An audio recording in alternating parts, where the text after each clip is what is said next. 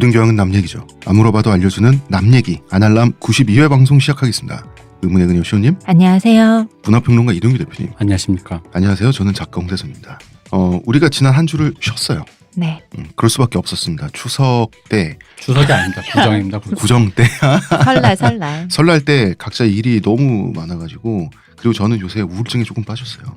그럼 평생 우울증이셨구나. 아니야. 최근에 네. 재밌는 어떤 얘기를 들었습니다. 뭔데요? 어떤 연구 결과가 있다고. 전 이걸 들어본 적이 없지만 우리 얄팍한 작가가 갑자기 전화를 해서 재밌는 걸 봤다면서 뱃살이 늘수록 네. 성욕이 준다더라. 그러면 그 얘기즉슨 거대한 배가 시각적으로 판단할 수 있는 성욕의 크기인 거잖아. 어머, 저분 저기에 다 모여있는 갑자기 그 마사오님의 배가 생각나면서 마사오님의 그 찔러도 들어가지 않는 딱딱한 배가 생각나면 만삭의 배시죠. 그래서 혹시 필동님도 다 글로 간 게 아닌가. 아니 실제로 저를 마사오님이랑 비교하면 어떡합니까? 아니 실제로 운동을 해서 스쿼트를 많이 하면 뱃살이 좀 빠지는 편인데 스쿼트를 많이 하고 하반신 운동을 많이 하면 실제로 뱃살 효과가 네. 있고 하반신 운동을 많이 하면 성욕이 좀 살아난다는 그렇죠. 얘기가 네. 있어요. 그러니까 이게 모든 게 일맥상통하는 거예요. 근데 그거는 하체 근육량의 효과겠지, 대표님. 아니요. 그리고 뱃살과 성기의 크기가 영향을 미친다는 연구 결과도 있잖아요. 아니 그러니까 이거 봐. 웃기잖아. 왜 그 옛날 만화 몬스터에 나온 대사처럼 되게 배가 나온 아저씨가 네. 나를 봐. 내 성욕이 이렇게 모여있어. 그럼 뱃살을 빼면 밑으로 가는 겁니까? 그런 거죠. 10cm 밑으로? 다시 젊음으로. 그럼 마사오님 뱃살 유지하셔야 되겠네. 아니지. 근데 더 웃긴 건 뱃살 나는 아저씨 중에 되게 그런 욕망이 강하신 분 있잖아요. 욕망이 강한 것과 실제 되게 달라서 그런 거 아니에요? 아니지. 그러니까 그분은 뱃살 없었으면 진짜 어쩔 뻔했어. 사회 격리. 그러니까. 평창 올림픽이 끝났는데 네. 가장 인상적인 장면은 저한테 스피드 스케이팅에서 고다이라 나오 선수하고 이상화 선수가 같이 포옹하는 장면이었어요. 네. 우리나라 올림픽 국제 경기 수준이 감성이 이만큼 올라왔나 싶다가도 쇼트트랙은 또 아무리 선진국이라도 선수들끼리 감정이 안 좋아. 서로 밀치고 막 밀고 막 이래야 되니까. 순수한 기록 경기니까. 좀 그런 게 있는 것 같아. 자기와의 싸움인 거고 거기 우리 북한 선수처럼 옆에 있는 모든 놈들과 싸워야 되기 때문에. 비제와 일제. 쇼트트랙은 좀 다르지. 여기 있는 모든 에미나이 갓나 새끼들이랑 싸워야 되기 때문에. 북한 선수는 깜짝 놀랐어. 이미 출발 때부터 날의 손도 다치실 수 있는데. 그러니까 손 잘릴 수도 있어요. 북한의 모습과 같다. 근데 전 선수들이 확실히 분위기가 바뀌었구나 느꼈어요. 예전 어릴 때 봤던 올림픽을 생각해보면 뭐 우리 지금은 언론도 그러고 있지만 언론이 국민들 감성이나 사람들 바뀌는 걸 못 따라가거나 느끼는 게 예전에는 은메달 따도 울고 왜 되게 침울해하고 그랬는데 지금 확실히 본인들의 그런 축제를 즐기는구나 그런 느낌이더라고요. 확실히 분위기가 바뀌었더라고요. 선수들 분위기가. 그게 너무 보기 좋더라고요. 사실 정말 자기들의 축제잖아요. 그게 근데 사실 쉽지가 않지. 그러니까 기록 경기로 메달도 따면 좋지만 일단 내가 올림픽이라는 자리에 참가한 올림피언이 되어서 이거를 즐긴다는 자체를 순수하게 즐기는 모습이 확실히 보이더라고요. 아마 이게 그런 요소가 좀 늘어났을 수는 있겠죠. 근데 이제 보기 좋았어요. 금운동이라고 정말. 하는 것 자체가 이제 경쟁을 붙이기 위해서 탄생한 건데. 아니, 그것도 그거지만 못 땄다고 해서 너무 좌절하지 않고 그걸로 또 즐기는 모습, 좋아하는 모습이 좋았어요. 그러니까 항상 보면 시상대 동메달은 웃고 은메달은 울고 금메달은 웃거든. 맞아. 왜냐면 동메달까지는 마지막 게임이 이긴 거거든. 원래 로또도 2등이 제일 아깝잖아요. 그러니까 메달권에 걸렸다라고 하는 실제로 만족감이 금동은순이래요.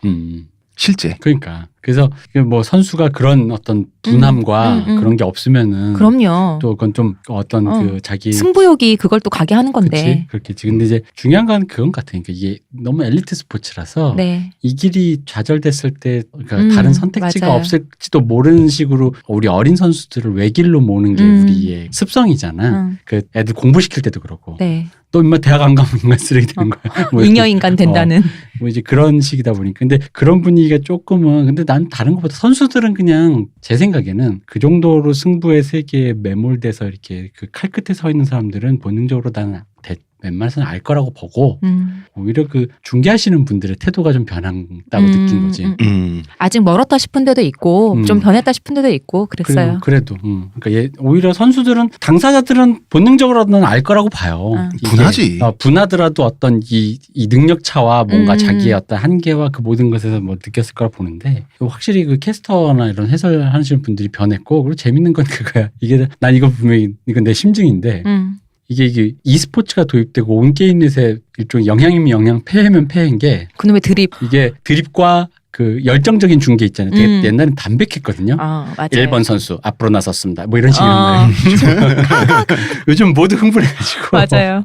그래서 이게 전형준 캐스터가 어떤 그 이 중계 방송이라는 거에 어떤 그 패러다임을 바꿨구나. 그러니까 감정을 인플레를 시킨 거죠. 네, 존경합니다.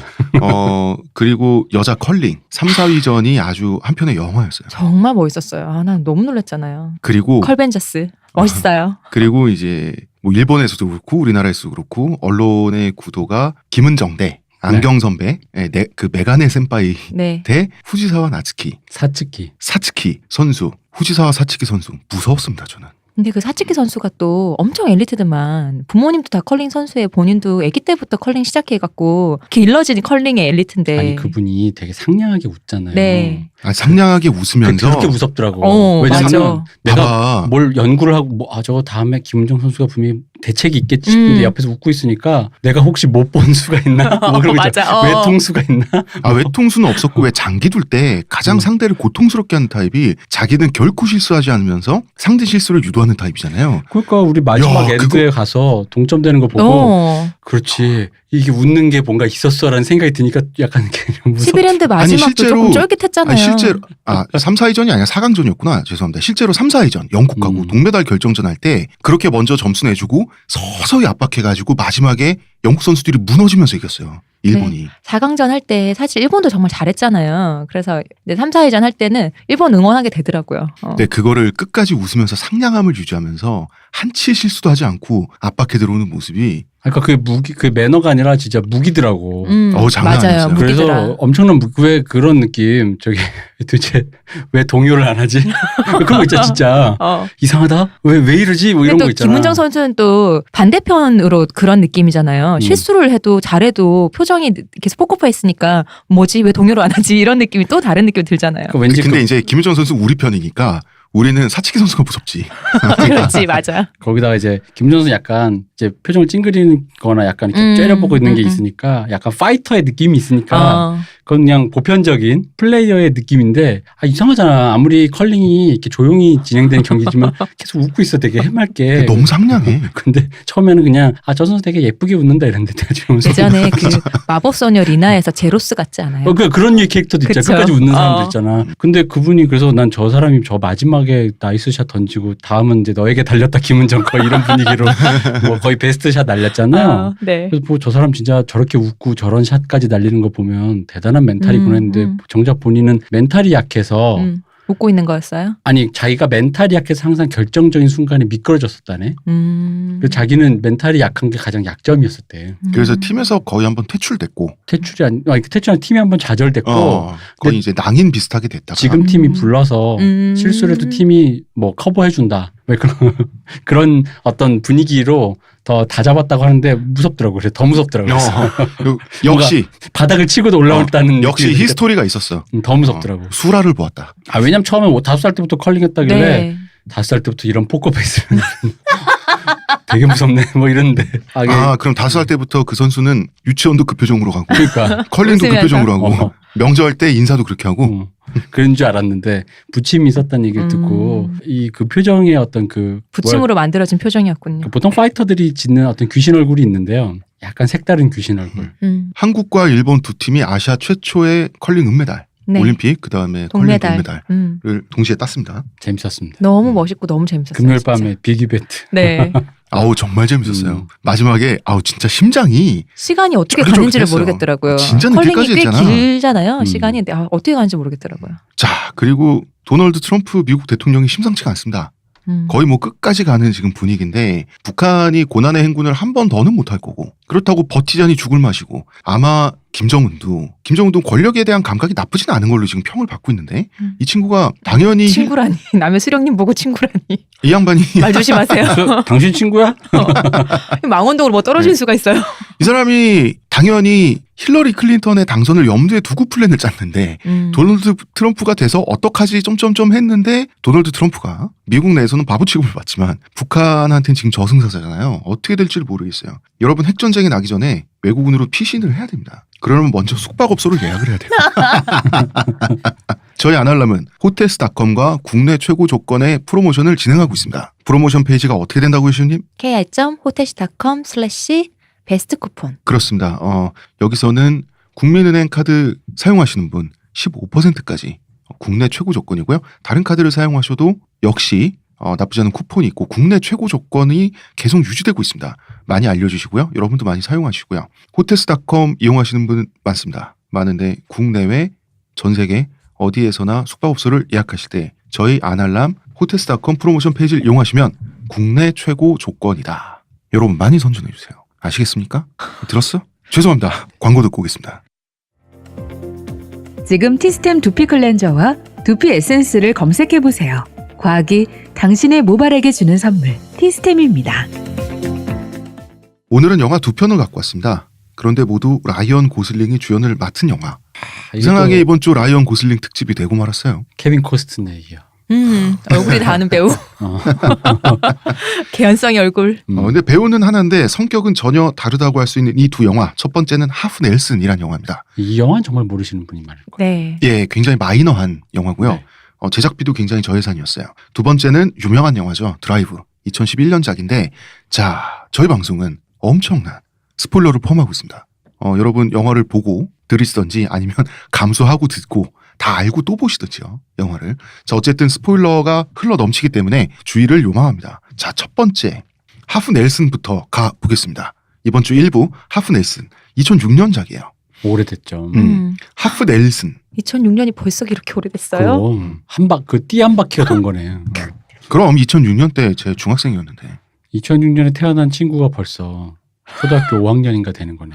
저 금방 못 볼 거 봤어요. 아, 중학생이었다고? 내가 째려봤더니 눈썹을 이렇게 하면서 나 못 볼 거 봤어. 나 눈 씻어줘. 눈썹을 내가 어땠는데요? 이렇게 실룩하면서 아, 나를 못마땅하게 마야 보니까 했어. 마야. 아, 뭐 내시력 떨어진 데는 당시에 영향이 없는 줄 알아? 없지. 없길 아니, 바래. 그러니까 잠깐만. 그럼 12년 전에 그 홍 작가는 중학생? 그렇대요. 중2? 몰라. 사춘기? 그랬습니다. 그랬대요? 그랬어요. 여기 나오는 그 여자 주인공 네. 의 나이 그 설정하고 제가 이제 이 영화가 나왔을 때하고 좀 겹치는 부분이 있는데요. 기묘한 영화입니다. 그리고 제목도 이상해요. 이 제목이 왜냐하면 프로레슬링 기술이에요. 넬슨이라고 하는 게 프로레슬링의 꺾기 기술 중 하나인데 상대를 못 움직이게 제압하는 기술 중에 하나예요. 뒤에서 상대의 양쪽 겨드랑이 밑으로 팔을 집어넣고 양손에 깍지를 끼워요. 그러면서 상대방이 뒤통수를 앞으로 뽑듯이 미는 당하면 아주 고통스러운 기술인데 팔을 넣어서 손을 이제 그 상대방의 목 뒤로 넣어서 깍지를 낀다는 거죠. 그렇죠.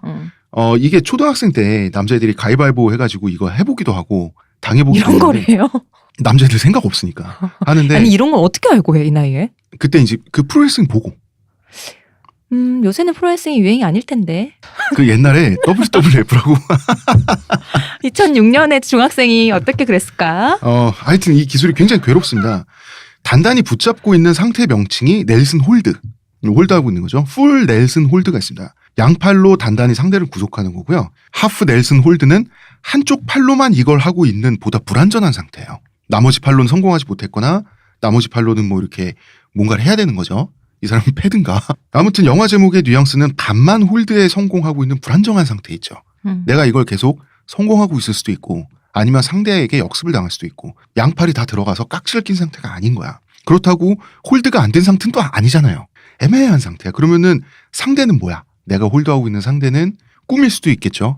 그리고 인생일 수도 있을 것 같고 삶의 균형일 수도 있을 것 같은데 이 영화를 보면 볼수록 참 절묘한 제목이라는 생각이 들었어요. 이때는 벌써 12년 전에 라이언 고슬링이 나옵니다. 근데 다음에 아니요 드라이브는 2011년 작이잖아요. 네. 큰 차이를 잘 모르겠더라고요. 이 사람도 안 늙는 타입이야. 아니 좀 더 조금 더 뽀송하긴 해요. 뽀송하고 좀 더 말랐지. 그 정도인데 피부가 좀 더 뽀송하구나 정도지 비슷해요. 그래서 실제로 라라랜드 생각해봐도 그렇게 늙은 줄 또 모르겠어. 그냥 여기 미간 사이 주름만 조금 깊어진 정도? 나는 오랜만에 하프에서 다시 보니까 어린데라는 기분이 들던데. 어리긴 한데 엄청 차이 나는 정도. 12년에 그걸 느낄 만큼은 아니에요. 기본적으로 라이언 고슬링 동안이잖아. 근데 솔직히 라이언 고슬링이 무슨 표정을 많이 안 써서 주름이고 이거 뭐를 그렇구나. 별로 볼 일이 없어요.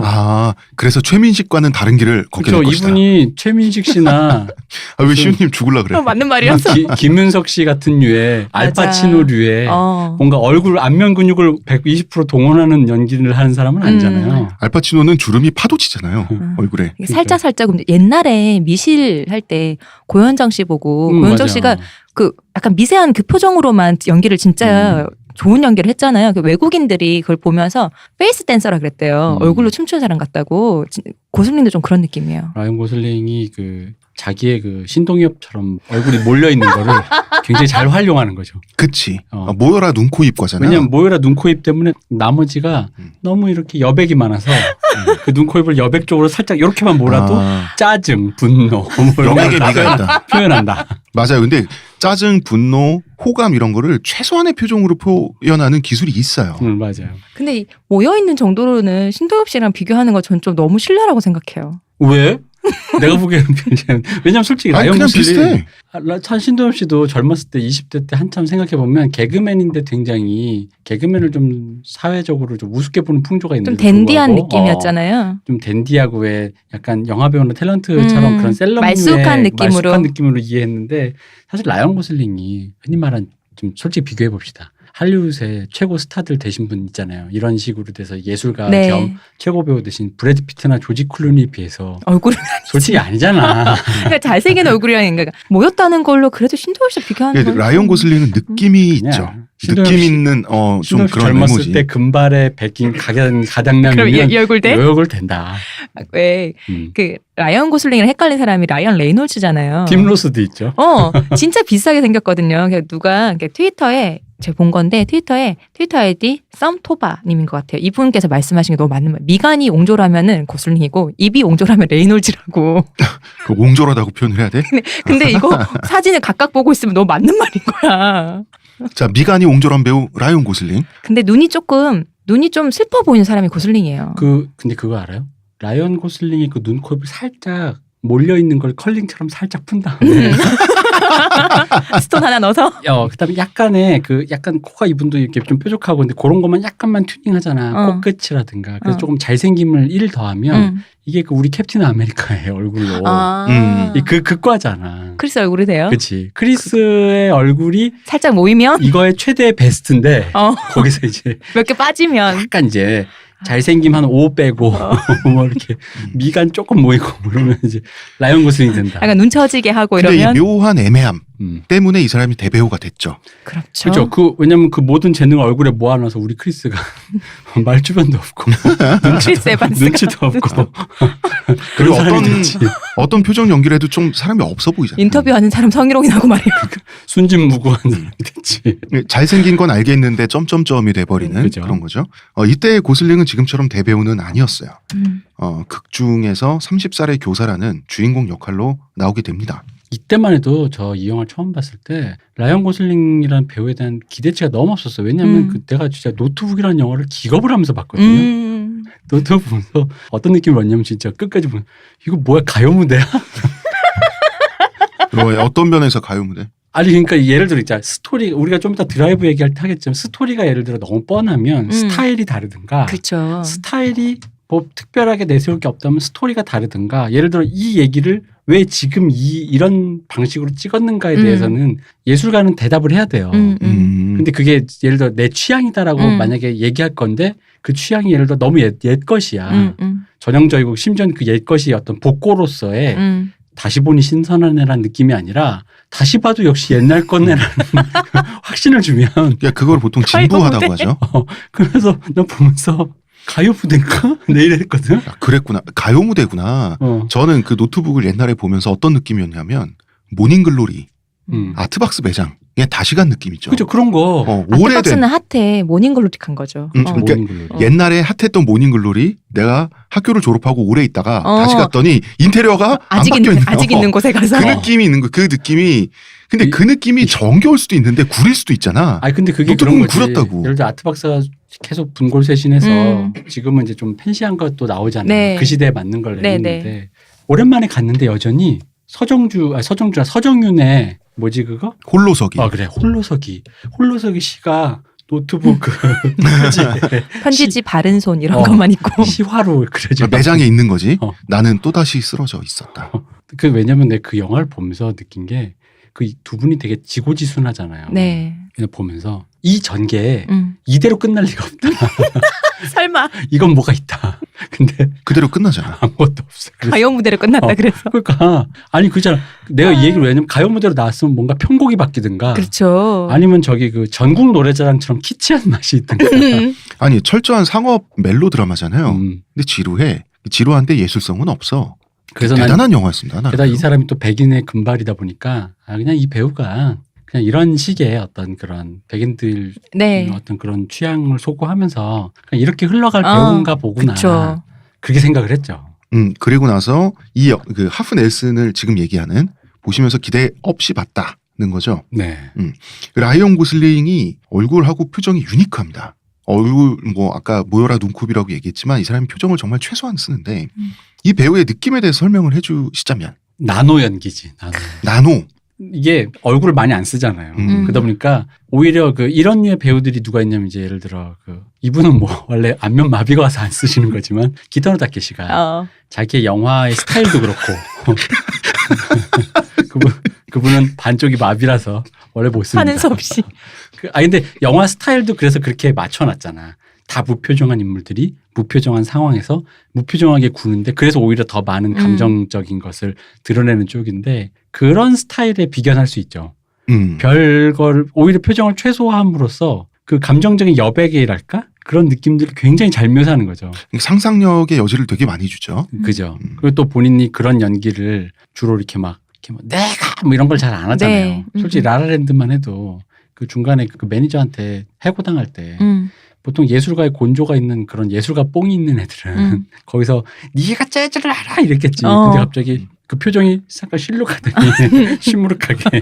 근데 라이언 고슬링이 피아노 건반이라도 하나 훔치지 아니하고. 라이언 고슬링이 최민식 씨처럼 연기하는 거 보면 되게 웃기겠다. 난 그것도 잘할 것 같은데 그래도. 아니 그러니까 어색해서. 잘할 것 같은데 왜. 아니 그분이 그런 거를 그렇게 아예 이렇게 몰라 왜 안 하는지는 모르겠는데 내가 보기에는 이분이 본인에게 맞는 본인 스타일 이게 본인 스타일이라고 생각을 하는 것 같아. 자기 나름대로 연구를 해서 잘하는 맞춰진 걸 틀이겠지. 알겠죠. 근데 조금 눈빛이 약간 처져서도 있지만 뭔가 좀 우울하달까 우울보다는 약간 불우했달까 이런 약간 옛날에 사연 아까 얘기 개연성 얘기처럼 뭔가 사연이 있을 것 같은 얼굴이잖아요. 진짜. 그거 엄청난 장점이지. 그죠. 근데 라이언 고슬링 옛날 어릴 때 보면은 힘이 들긴 했더라고요. 어렵게 크긴 했더라고. 근데 사실 영화 잘 커도 배우의 그 얼굴이면 좋은 배우의 장점이 아주 많이 안 잘생긴 거예요. 그건 사실이야. 그건 사실. 근데 그 여성도 마찬가지 아니야? 알랑드롱 그렇죠. 생각해봐요. 여성도 그렇고, 그러니까 너무 예쁘면 예쁨으로써 주목받는 그런 잘생김으로 주목받는 것도 있지만 연기력으로 승부할 때 많은 캐릭터를 소화하는 법 있잖아요. 다양한 캐릭터 소화하기에는 그렇게. 근데 그게 재미있는 거야. 그렇게 안 잘생겼는데 왠지 또 보면 볼수록 매력이 있는 거지. 호감은 가고 카리스마가 있어서 왠지 저 얼굴에 주목하게 되고 그러다 보면 이제 여러 가지 역을 이렇게 왜 보면 박해일 씨라든가 맞아. 김고은 씨라든가 하정우 씨도 마찬가지죠. 그렇죠. 그런 류의 얼굴들이 모든 역을 소화하기 488호부터 뉴스캐스터까지 그래서 나는 신과 함께해서 네. 농담 한마디 해줬으면 했었어. 네. 저승사자니까 어차피 네. 488호다 이러면서 내가 널 저승으로 488로 잡아왔다고? 저승에서 그 지나가는 장면으로 한 번 나왔으면 좋았을 텐데 너지 488. 근데 김영하 감독님이 그런 농담을 이렇게 엄격하게 제안하시는 분이라서 어쨌든 그렇습니다. 네. 그렇습니다. 이 하프 넬슨이란 작품은 원래는 썬댄스 영화제에서 3년 전에 발표된 단편이었어요. 네. 2003년에 영화제 내에서 공모를 통해 당선됐다 그래요. 그러니까 썬댄스 영화제에서 돈을 푼 거죠. 많이는 아니고 영화 한 편 딱 찍을 만한 돈을 풀어서 공모를 했는데 부부가 시나리오를 함께 썼어요. 네. 그래서 이제 당선이 돼가지고 썬댄스 영화제 측에서 배려를 해줘가지고 남편이 연출을 했어요. 그리고 장편 리메이크작이 하프 넬슨이에요. 이 위플래시 있잖아요. 라라랜드 감독의 네. 전작. 위플래시도 아마 이런 코너로 된 거예요. 계속 디벨롭이 돼가지고 원래 단편이 있어요. 음. 그 단편이 있고 그 단편이 디벨롭돼서 장편화가 된 거거든요. 이 부부의 남편이 같은 분이 하프 넬슨도 연출을 했어요. 썬댄스 영화제 출신 영화인 거죠. 그쵸? 썬댄스 영화제라고 하면 우리가 많이 들어요. 근데 대표님 어떤 성격의 영화제입니까? 일단 우리 그 가장남의 최고봉인 로버트 레드포드께서 새로운 피가 뉴 블러드가 필요할 수 있다. 젊은이들, 젊은 영화인들을 위한 아카데미 좀 약간 보수적이니까 네. 그런 젊은 영화 하는 친구들이 모일 수 있는 뭔가 영화제. 다른 시도를 하는. 그렇죠. 그래가지고 썬댄스가 뭐냐면은 그 외에 폴 뉴먼과 저기 누구야 로버트 레드포드가 했던 우리에게 내일은 없다의 네. 그 부츠와 썬댄스의 그 썬댄스거든요. 판을 깔아줘 보자. 그렇죠. 자기가 했던 음, 우리에게 내일은 없다의 그 강도 이름이잖아요. 네. 썬댄스 영화라는 걸 만들어서 젊은 친구들이 그래서 여기서 좋은 영화들로 이제 좀 주목받으면 네. 주로 이제 왜 폭스 왜 앞에 붙을 때 보면 폭스 서치라이트 이렇게 뜨는 거 보신 적 있어요? 예. 그렇게 이제 인디 필름이나 메이저가 아닌 조금 음. 마이너한 그런 밑에 있는 필름들을 이렇게 배급하는 회사인 거예요. 네. 폭스에서도. 어. 그래서 그런 데서 이제 발굴해서 찾는다 그래서 서치라이트구나. 그렇죠. 그래서 폭스 서치라이트나 이런 메이저에서 그걸 이제 해주는 거죠. 그럼 이제 이 친구들이 잘하면 뭐 500일의 썸머나 그런 네. 유행, 그러니까 이런 톡톡 튀는 감성들, 500일의 썸머, 뭐 리틀 미스 선샤인 이런 거 있잖아요. 재밌었어요 그거. 그런 유의 감성들이 넘치는 영화인 거예요. 네. 그러다 보니까 이 하프넷은 썬댄스랑 안 맞아 사실은. 안 맞는데도 주목을 받았어요. 그러니까 제 생각에는 근데 주목을 받았는데 상 못 탔잖아요. 네. 그치. 그러니까 상을 못 탄 이유가 분명히 내가 봤을 때 그런 거 돈 줄 때 단편은 좀 우울하니까 그 썬댄스적인 톡톡 튀는 감성으로 왜냐면 설정은 이미 깔아졌잖아. 마약을 곧 배달할지도 모르는 소녀와 네. 실패한 지식인. 사회주의를 학교에서는 애들한테 막 빨갱이 좌파 진보적인 사상 가르치지만 그래봤자 약쟁이잖아요. 이게 얼마나 코미디로 풀면 좋아. 썬댄스적으로. 미스 리틀 션샤인처럼. 그렇죠. 그것처럼. 되게 그래서. 건조하게. 근데 라이언 고슬링 그렇죠. 옆에서 막 이렇게 뭐야 그 미스 리틀 선샤인 삼촌처럼 네. 나 사실 게이인데 이러면서 자살을 벌써 7번째 시도했지. 아니면 할아버지처럼 포르노 춤추고 이런 거 밝혀주든지. 뭐 그런 걸 해야 되는데 대놓고 너 갑자기 영화가 너무 정색인 거야. 맞아요. 정색이야. 급진지. 그러니까 이제 아마 약간 영화제도 영화제 컬러가 있기 때문에 무조건 잘한다. 아니 그렇잖아요. 여성 영화제에서 신세계 상을 줄 수는 없다고요. 그렇죠. 아무리 재밌어도. 그럼요. 상은 못 받았지만 어쨌든 헐리우드로 넘어가게 돼요. 네. 그래서 불과 100만 달러로 다시 장편 영화로 제작이 되는 게 하프 넬슨이거든요. 하프 넬슨은 또 대단히 호평받았어요.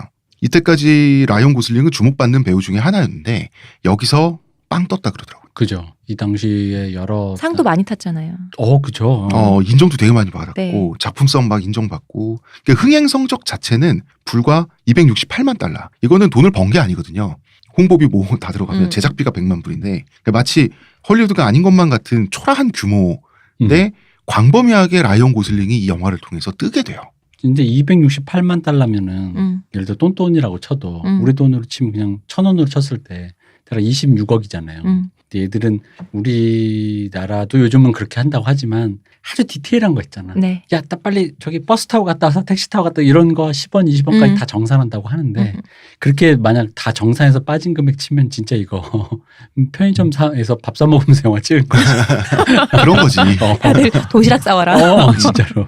이 돈이면.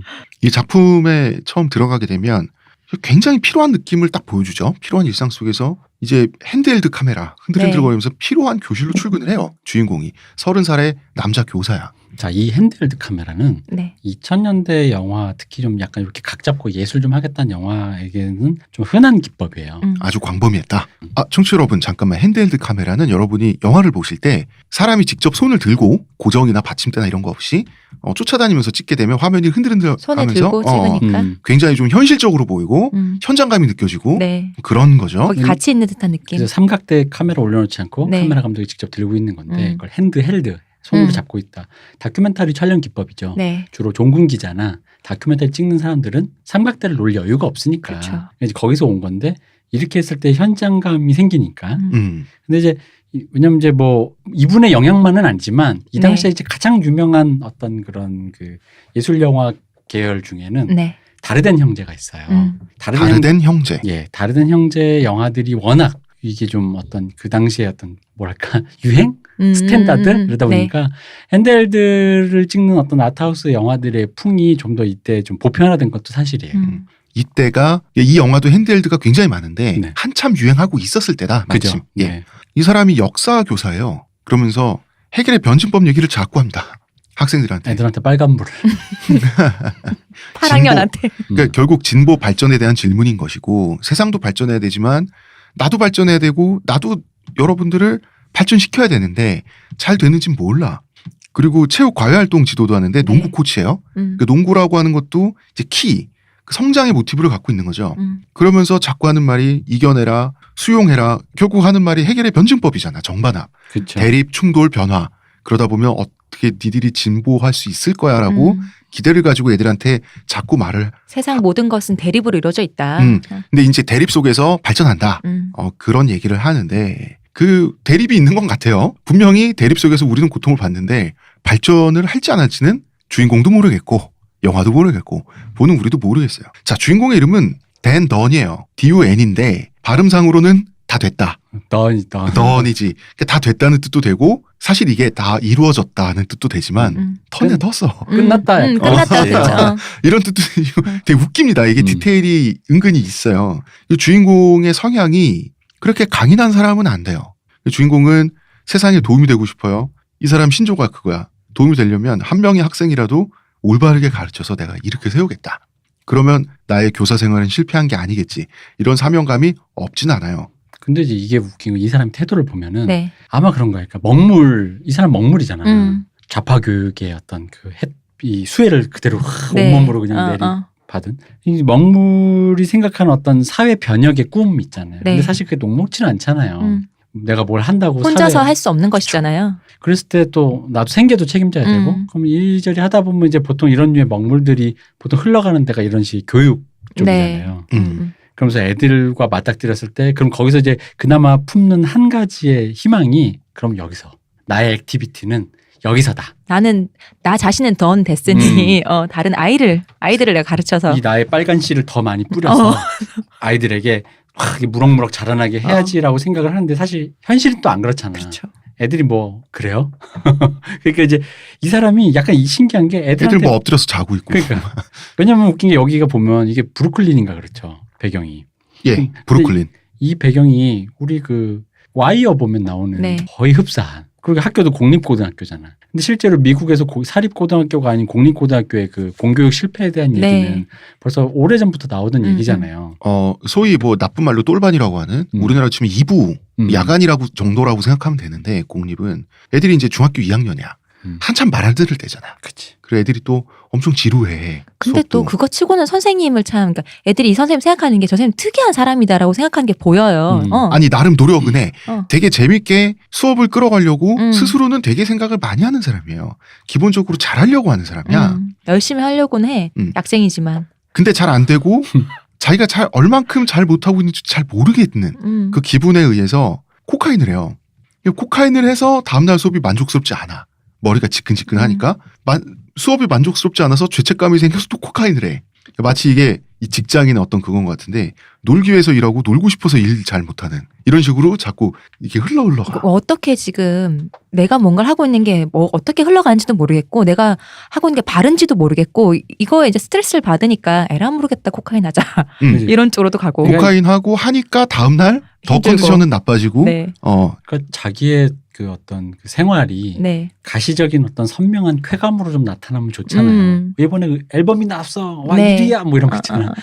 차를 뽑았어 뭐 이런 거. 상여금이 나와라든지. 근데 그게 아니라 그냥 흘러가고 그리고 애들의 마음속에서 어떤 게 잘하고 있는지 자기도 몰라. 자기도 모르겠고. 맞아요. 그리고 여기서 이제 좀 이따 얘기하겠지만 이 주인공 여자 드레이의 삶을라는 걸 이 선생님이 몰랐겠어요. 이 그쵸, 동네 애들 그 동네가 뭐 뻔한데. 동네가 뻔한데 잘못하면 여기 우리 옛날에 그 소년 심리학 때 묘사됐던 것처럼 남자애였으면 분명히 남자의 흑인이거나 히스패닉이면 분명히 거의 열의 한 절반 이상이 학업 포기하고 그중에 또 거의 한 7, 80%는 감옥에 가고 30대 이전에 살해당하고 사라지는 아이들이 많은 곳.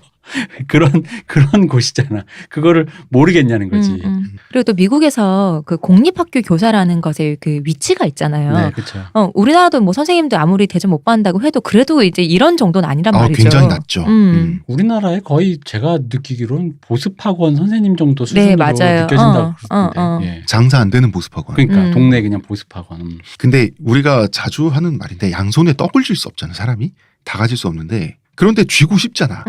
만약에 이 사람이 낮도 밤도 완벽하면 좋겠지. 낮에는 열일을 해서 보람을 느끼고 밤에는 편안하게 휴식을 하고 체력을 비축하고 또 힘찬 하루가 다음날 시작되고. 근데 그게 사실 우리도 잘 안 되잖아요. 그리고 이제 그게 가시적인 선명함. 그렇게 했더니 학생이 졸업해서 대통령이 됐어.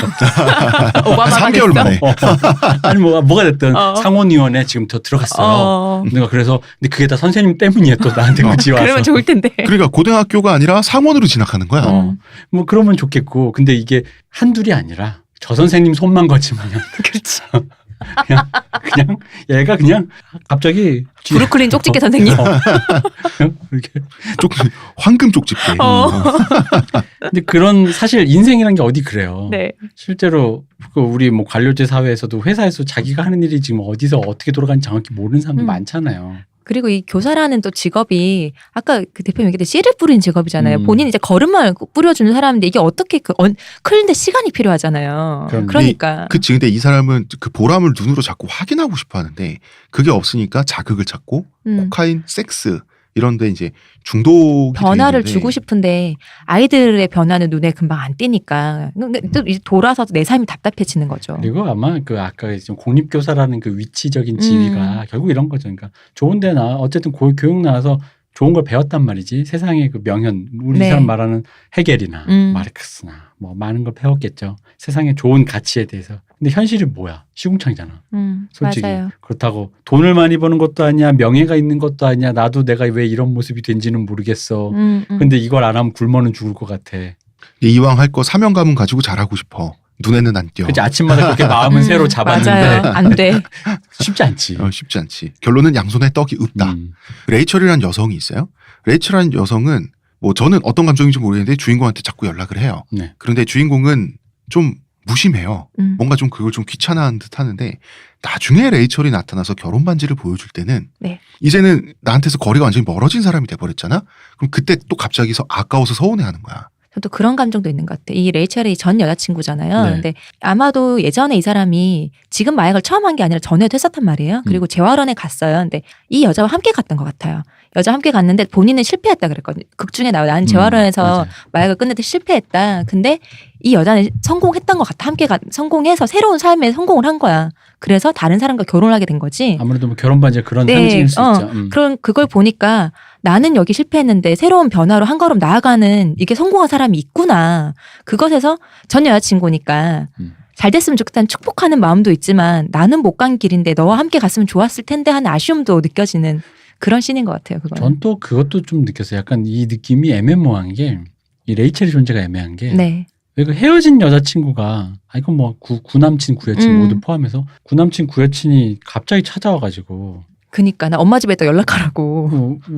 뭐지라는 그런 느낌이죠. 근데 사실 여기서 둘이 같이 마약하고 그런 사이라고 치면 우리 왜 구남친 구여친을 왜 연락이나 그의 존재를 인식할 때 그런 기분 있잖아요. 뭐냐면은 왜 다시금 그 진척지척한 걸 반복하기 싫은데 그게 또 사람이 정이 있다 보니까 그때 함께했던 예뻤던 좋은 순간을 떠올리잖아요. 뭐 잘 되기는 바라는 거지. 잘 되기도 바라고 또 지금 괜히 한번 또 연락해보고 자니 이거 해보고 싶고 그런 어떤 그런 그러니까 레이첼의 등장만으로 기분이 되게 질척거리는 거야. 맞아. 근데 좋은 사이였음. 그 질척거리는 기분이 주인공의 현 상태. 맞아요. 뭔가 일상이 진흙 속에서 자꾸만 그냥 왔다 갔다 하는 어떤 그런 상태를 잘 보여준다는 이 거지. 둘이 예전에 좋은 사이였을 것으로 짐작되는 게 그 중간에 한 번 자기 부모님 댁으로 가잖아요. 던이 부모님 댁 갔을 때 엄마가 나 지나가다가 레이첼 봤다. 근데 레이첼 엄마인지 걘지 모르겠지만 어쨌든 잘 지낸가 너 걔랑 연락하니? 연락 한번 해봐 이러잖아요. 그러니까 헤어진 걸 알면서도 아쉬워하는 거 보면은 예전에는 분명히 좋은 사이였었겠죠. 그러니까 아마 보통 흔히 말하는 인생의 시그니처에서 뭐 아주 많은 연애를 하는 사람들이면 좀 다르겠지만 보통 이제 한 그 이 사람 나이가 이제 한 30 초반 뭐 이럴 테니까 네. 그 당시에 그 중에 제일 인상 깊은 연애를 하는 시기가 있잖아요. 그렇죠. 뭐 한 2, 3년 정도 이렇게 되게 깊게 네. 사랑하고 뭔가 그런 진짜 연애다운 연애를 막 이렇게 막 확 깊게 하는 아마 그런 거에 그 시기에 해당하는 사람이었겠지. 그래서 레이첼도 찾아왔겠죠. 그러니까. 근데 그게 나중에 헤어지면서 오면 질척대잖아. 맞아. 하지만 이미 끝났지. 더는 상실의 전문가입니다. 자, 영화 내내 상실해요. 던 하는 맞아. 곳에. 이 마약의 모티브가 뭐 있습니다. 이게 그냥 단순히 약쟁이가 아니라 영화 진행에서 좀 중요한 역할을 하는데 이제 교사라는 인간이 자기는 코카인을 하는데 학생들에게 보여주고 싶은 모습과 실제 모습이 다르잖아. 매일매일 아침마다 다크서클이 무릎까지 내려와서 출근을 해요. 그런데 출근해서는 되게 잘하려고 애들한테 열정적인 교사 모습 보여주려고 되게 노력하는데 약 기운엔 취해 있고 막 비틀비틀해. 그리고 이제 끝나면 공허하잖아. 공허해서 마약을 하고 클럽에 가. 네. 클럽 가서 이렇게 뭐 일회성 섹스를 그렇게 막 하려고 그래요. 나름 노력을 하긴 해야 되는데 그럼 자기가 부족하다는 생각을 해. 근데 사실 그럼 약을 안 하면 되잖아. 굴레 같은 거죠. 근데 사실 나는 할 말 없는 게 제가 골초에다가 약간 술 좀 있잖아요. 그러니까 저도 술 안 먹고 담배 안 피고 운동하면 돼요. 그럼요.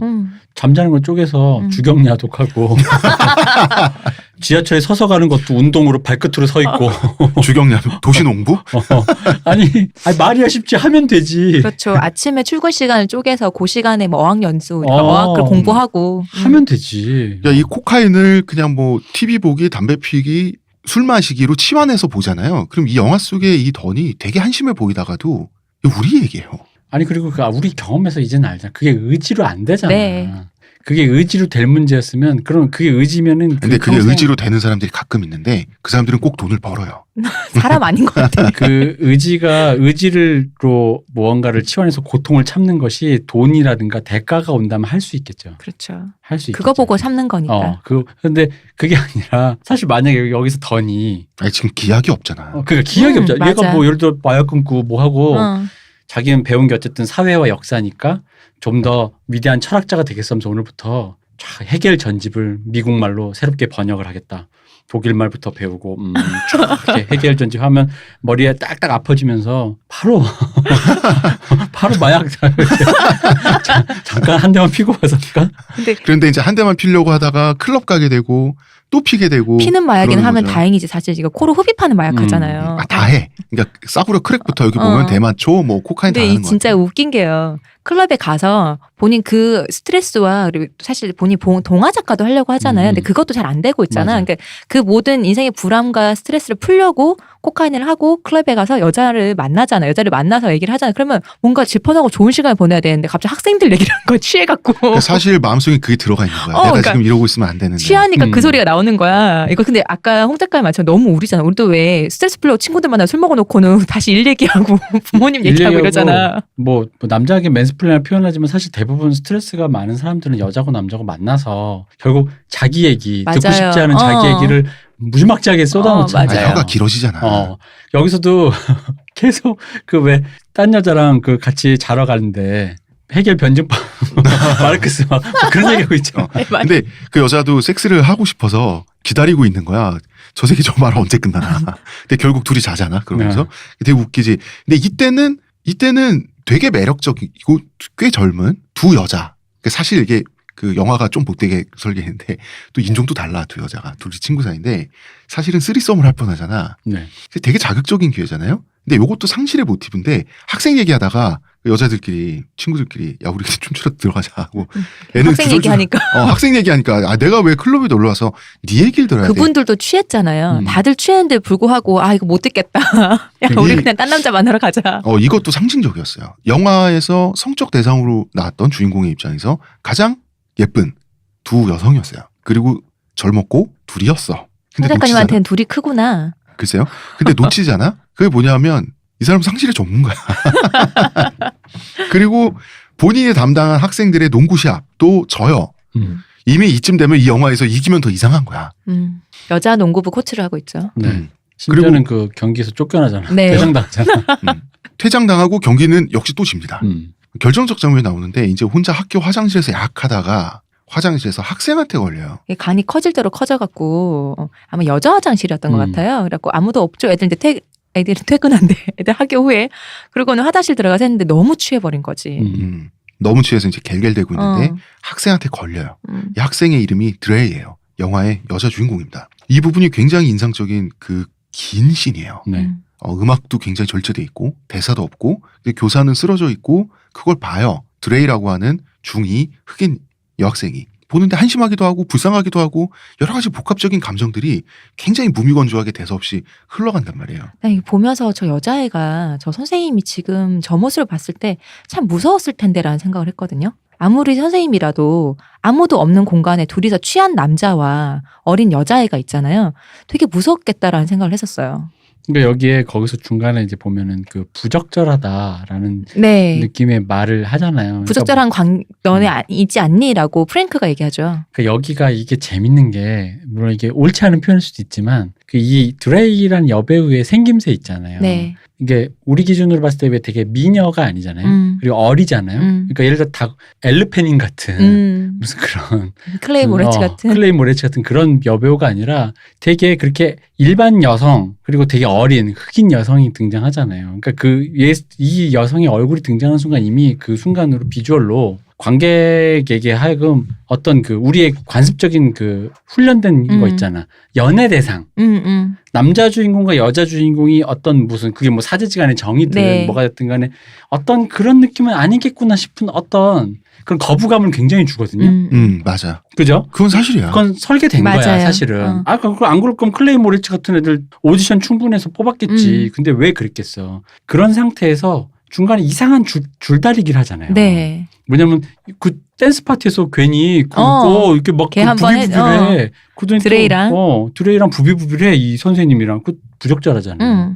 그런가 하면 또 선생님 얘가 걱정돼서 데려다주고 데려오고 하는데 차에 태워서 네. 집에 데려다주고 하는데 동네가 험하니까 사실 남자 선생님 차를 여자애가 그렇죠. 덥석덥석 타기가 이것도 사실 그렇잖아요. 사실 그런데 그런 일이 벌어져요. 그리고 벌어지는데 이게 어색하면서도 뭔가 복잡 미묘하게 계속해서 영화가 흘러간단 말이에요. 중간에 그런 씬도 있잖아요. 왜 그러니까 그 드레이가 선생님이 다른 선생님과 다른 여자와 오늘 밤 뭔가 일이 있을 거라는 걸 알게 되는 날 있잖아요.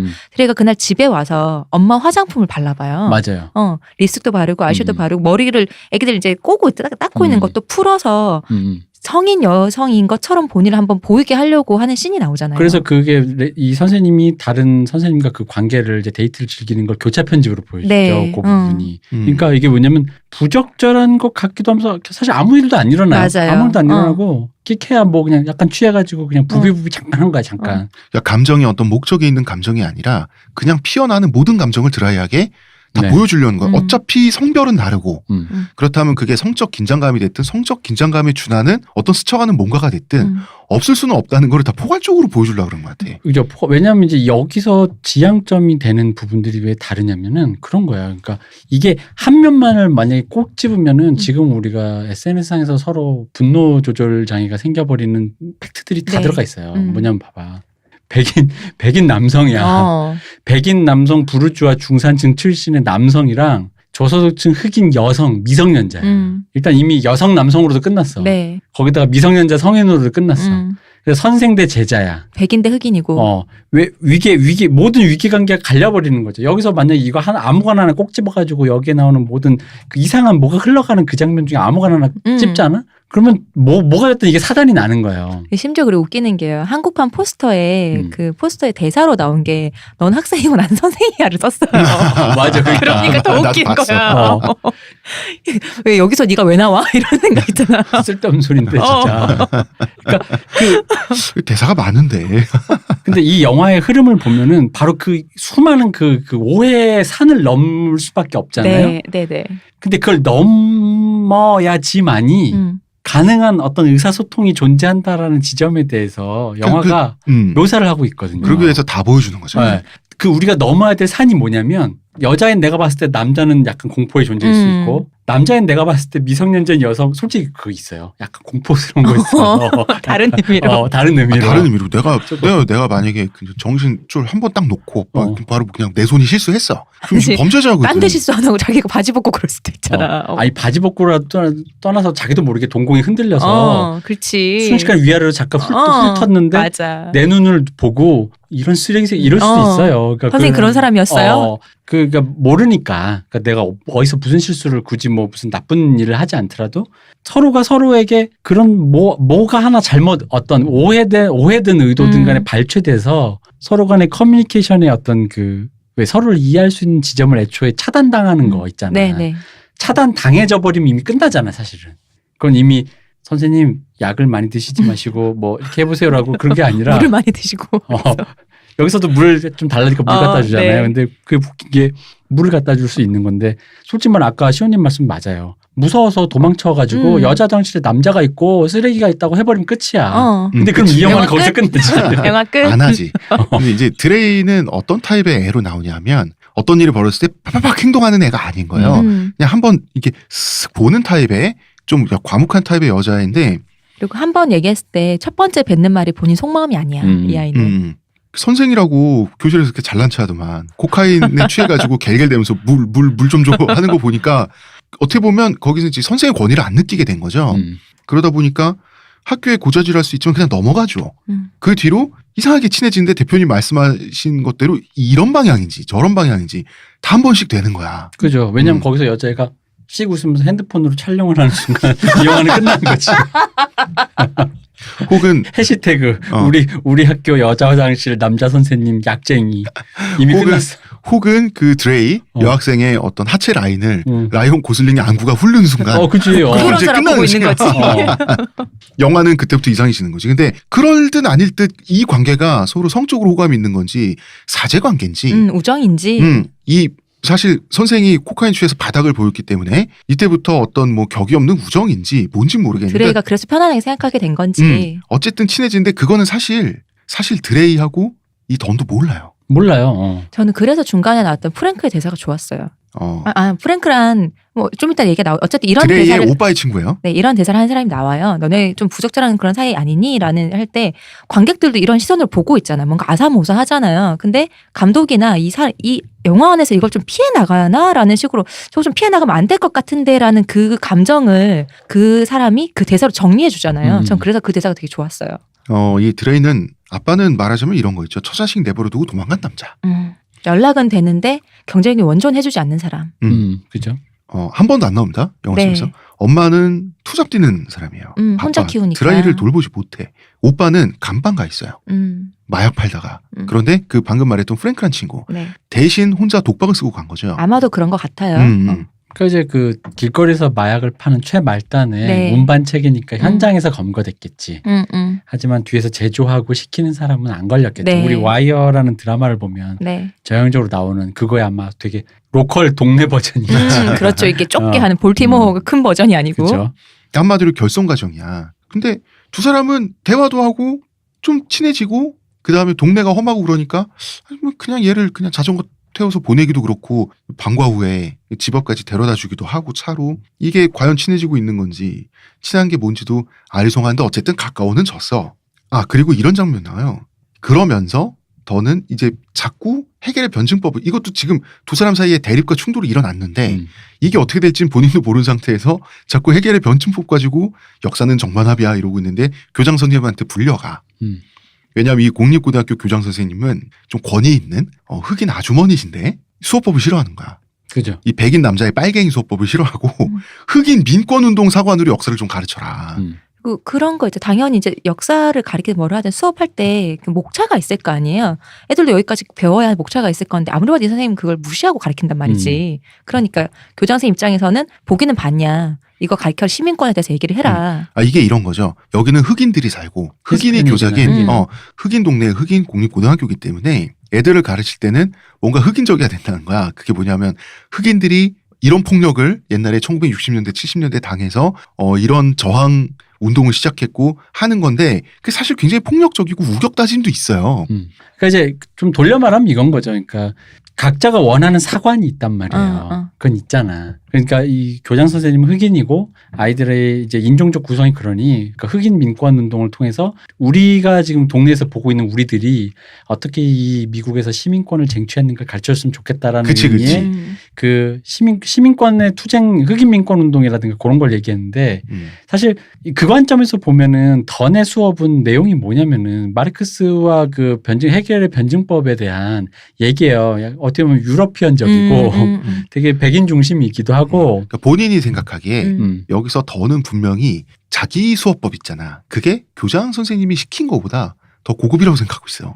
분명히. 그리고 이것도 있는 거지. 그러니까 이쪽은 역사니까 구체적인 근대사 우리로 치면 야 5.18 1987년 뭐 이렇게요 촛불혁명 이런 거 가르쳐 이랬더니 갑자기 저 멀리 가가지고 그러니까 일단 그 얘기를 하기 위해선 말이죠. 애초에 NL과 PD와 이러면서 그럼 NL과 PD는 뭘까 하면서 이제 저 멀리서부터 얘기하는 사람들 있잖아. 그러면서 이제 충돌과 대립 막 이러면서. 충돌 대립. 그러면 그 얘기 하지 마시고 저기 장학사가 나오니까 무슨 빨갱이 같은 소리 하지 마시고 1987 진도 뽑아라. 진도 뽑아라. 그래서 직선제 됐고 장학사문이 딱 물어보면 바로바로 나올 수 있게. 뭐 12.12 사태 뭐요? 뭐 이런 거 가르쳐라. 이렇게 된 거죠. 근데 사실 여기서 재미있는 교장 선생님 말이 틀린 말은 아니잖아. 틀린 말은 아닌데 이제 본인 사관인 거지.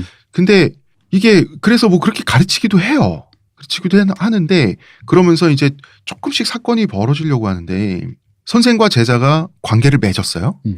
알 수 없는 관계를. 관계 그렇게 말하면 안 돼. 인간관계가 생겼어요. 아니, 그치.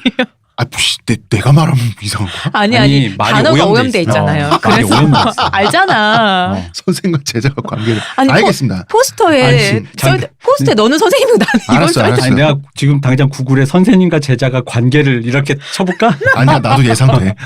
뭐가 나오나? 그러면은 사실 우리 성장 드라마 같은 경우는 교사가 뭐라고 막 하면 제자가 삐져서 삐뚤어지거나 아니면 심기일전하거나 그러다 좌절해서 또 다시 심기일전하겠지. 이게 있어야 되는데 그냥 흘러가요. 그죠. 그냥 대화 몇 마디 하고 끝나는 거야. 맞아요. 이게 현실이지 않아요, 너무? 그러니까 이 사람이 헤겔 좋아하는데 헤겔식으로 말하면 지양, 우리 헤겔 특집에서 얘기했었던 아우프헤벤, 그러니까 깃발이 확 쳐들리듯이 눈에 띄는 가시적인 뭔가 펄럭하면서 진보하는 뭐가 있어야 되는데 없어요. 합이 없어. 정과 반밖에 없어. 계속. 그 심지어는 나의 정말 반대인 반이 있으면은 투쟁이라도 하겠는데 이게 네. 반이라고 하기 때문에 맞아. 근데 투쟁이 전혀 없다고 하기에는 자기 일상이 좀 힘들어. 그지. 애매한 거야. 정인데 내가 이렇게 불행할 리 없어. 그러니까 내가 이게 불행하게 정령만 있어서 그럴 리는 없어. 그러면서 이제 사실 대사도 모두 감정도 절제돼 있는데 아름다운 장면 하나 나오는데 드레이가 사실 열쇠가 있으면서도 선생님과 하루를 보내기 위해서 열쇠를 잊어버렸다고. 잠깐만 하루를 또 보내는 안 보내는 돼. 이것도 안 돼. 그러니까 일과를 좀 보내려고. 아니 선생님과 잠시 시간을 가지려고. 좀 일과를 보내려고 열쇠를 잃어버렸다고 거짓말하는 장면이 네. 이게 이 건조한 와중에 쓱 옵니다. 이 부분이 되게 좋았어요. 이때도 좀 대사 없이 길게 장면을 보여주면서 건조하게 흘러가지만 여기서 보여주는 게 이제 드레이는 결핍이 있죠. 아버지의 부재, 오빠는 깜빵가 있고 집에는 엄마도 없어. 투잡을 뛰니까 어떤 어른의 케어라면 케어고 대화라면 대화고 그게 있으면 좋겠는데 엄마가 투잡을 뛰어도 힘들게 살잖아요. 그렇죠. 어른의 어떤 그늘이 필요한 거죠. 그리고 집에 오면 늘 혼자 있고. 그 엄마도 힘드니까 딱히 왜 아빠랑 전화해서 싸우는 모습이라든가 네. 그러니까 에너지가 다 소진돼서 집에 와. 번아웃된 상태를 보여주지. 맞아요. 예를 들어 이런 것도 있어요. 왜 흔히 그런 얘기하잖아. 아무리 바빠도 그 자기 일에 충실하고 그 태도가 있으면 애한테 가는 건데 알지만 그런 사람이 어딨어. 그럼요. 와서 힘든 거지. 억지로 하는 거지. 그럼 힘든 얼굴 보면 애도 힘든 거지. 그리고 왜 나는 투잡이 체질이야. 이런 사람이 어디 그게 있겠습니까? 속상하잖아. 엄마가 너무 힘이 드는데 돈이 필요하니까 그 아들을 대신 감방에 보낸 그 친구의 돈을 받고 싶지 않잖아. 그죠? 근데 그 돈을 챙길 수밖에 없는 거야, 엄마가. 또 그 돈은 또 드레이가 받아오잖아요. 맞아요. 이게 참 그랬어요. 용돈으로 받아오지. 그래서 집에 데려가. 그래서 기껏 시키는 게 같이 이제 여교사를 어느 정도 유혹이라면 유혹이고. 그날 저녁에 이제 동료 교사 교사를, 만나기로 했죠. 관심 있잖아. 같이 자고 싶은 동료 교사한테 대접할 파스타 소스 만들라고. 토마토 깨라고. 야, 토마토 여기서 기껏 시키는 거니까. 그러니까 영화에서 뭔가 자극적이고 신나고 설레고 덜컥하고 슬프고 한 장면들이 잘 안 지나가요. 그리고 선생님 집이라고 갔더니 더럽지. 뭐 그러니까 없지. 전형적인 헐리우드 영화면 그랬겠지. 뭔가를 시켰어. 예를 들어 소스를 만들려고 하더라도 이 소스가 뭔지 알아? 하면은 이게 사실 하면서 되게 농담을 했을 거야. 음. 우리 엄마가 말이지 할머니 때부터 남북 전쟁 때 말이야. 뭐 이게 진짜 뻥이야 이런 다음에 그걸로 얘한테 맛있는 걸 만들어. 그러니까 나도 애 먹이려고 하는 줄 알았더니. 그리고 뻥이야 다음부터 약간 신나는 음악이 흐르기 시작하면서 갑자기 교차 편집에 의해서 그치. 음식하는 그게 빨라지죠. 뮤직비디오 이렇게 좀 그쵸. 해서 둘이 즐거운 시간 보내고 그 다음에 이제 그냥 선생님 좋았어요 뭐 이렇게 하는데 그게 아니라 가고 내 말에 여자애 그 시껏 만든 파스타 소스로 미성년자 애 밥은 안 먹이고. 그 계속 늦게 뭐 이런 대사만 나와. 즉 이 사람도 자기가 드레이한테 잘해주고 싶고 드레이가 외로운 학생이니까 내가 교사로서의 어떤 뭔가를 하고 싶다. 그런 개념만 있어요. 의지도 아니고 관념만 있지 실제 드레이가 자기 집에 와 있으니까 해줄 수 있는 거는 해본 적도 없고 생각해 본 적도 없고. 학교 교실에서나 내가 교사지. 근데 그것도 있지만 이제 이것도 있는 거지. 그러니까 나는 오히려 이 주인공 던이 그걸 알고 있기 때문에 그러니까 내가 뭘 해줄 게 없다는 거. 그런 것도 있죠. 어차피 졸업해서 학교를 나가고 해봤자 내가 목격하는 중에 잘 되면 다행이지만 깜빵 가고 나는 빨간물 드리는 거 말고는 할 줄 아는 게 없다. 이거 진짜 하프 내슨인 게 기대와 포기가 완전히 포기하지도 맞아요. 못하고 왜냐면 완전히 기대하지도 못하는 거야. 이 던의 머릿속으로 생각하면 굳이 한국식으로 풀자면 이거잖아. 왜 애를 잡아서라도 밥을 먹여서라도 두들겨 패서라도 공부를 시켜서 대학을 보내는 우리 옛날 6, 70년대 은사님들 있잖아요. 막 가출하면 본드 불고 담배 피우고 있으면 거기 찾아가 부모도 포기했는데 선생님이 그러니까. 찾아가서 조폭한테 찾아가서 애를 뽑아오는. 그러면 이렇게 사랑의 매라고 해서 그게 V4 벤데타에서 나탈리 포트만이 당한 것과 비슷하죠. 그렇죠. 민주주의를 위해서 다 여전사를 키우는 건데 여전사 양육 방식은 완전 파시즘이야. 고문이야 고문. 아니 근데 그거를 하기까지의 에너지도 에너지고 그렇게 해서 과연 예를 들어 옛날이면 선생님에 대한 리스펙트가 있으니까 아버지 뭐 하시는 다음 두들겨 패면 선생님 한 다음에 공부라도 하는 애를 아버지는 조폭이지만 선생님 덕에 뭐. 그렇지. 근데 이게 그럴 수도 없죠. 그렇다고 미국의 등록금이 그렇게 비싼데 얘를 그래서 내가 대학교 보낸다 칩시다. 내가 등록금 내줄 거야? 얘 인생을 책임져 줄 수가 없다고. 그러니까 해줄 수 있는 게 없어요. 아니, 집에 데려다 주는 게 그치. 다야. 험한 길 그냥 내가 그냥 차 한번 태워줄게가 다야 사실은. 그래서 집착을 하잖아요. 응. 그래서 여기서 이제 충돌이 생기는데 백인 교사 대 흑인 동네 오빠.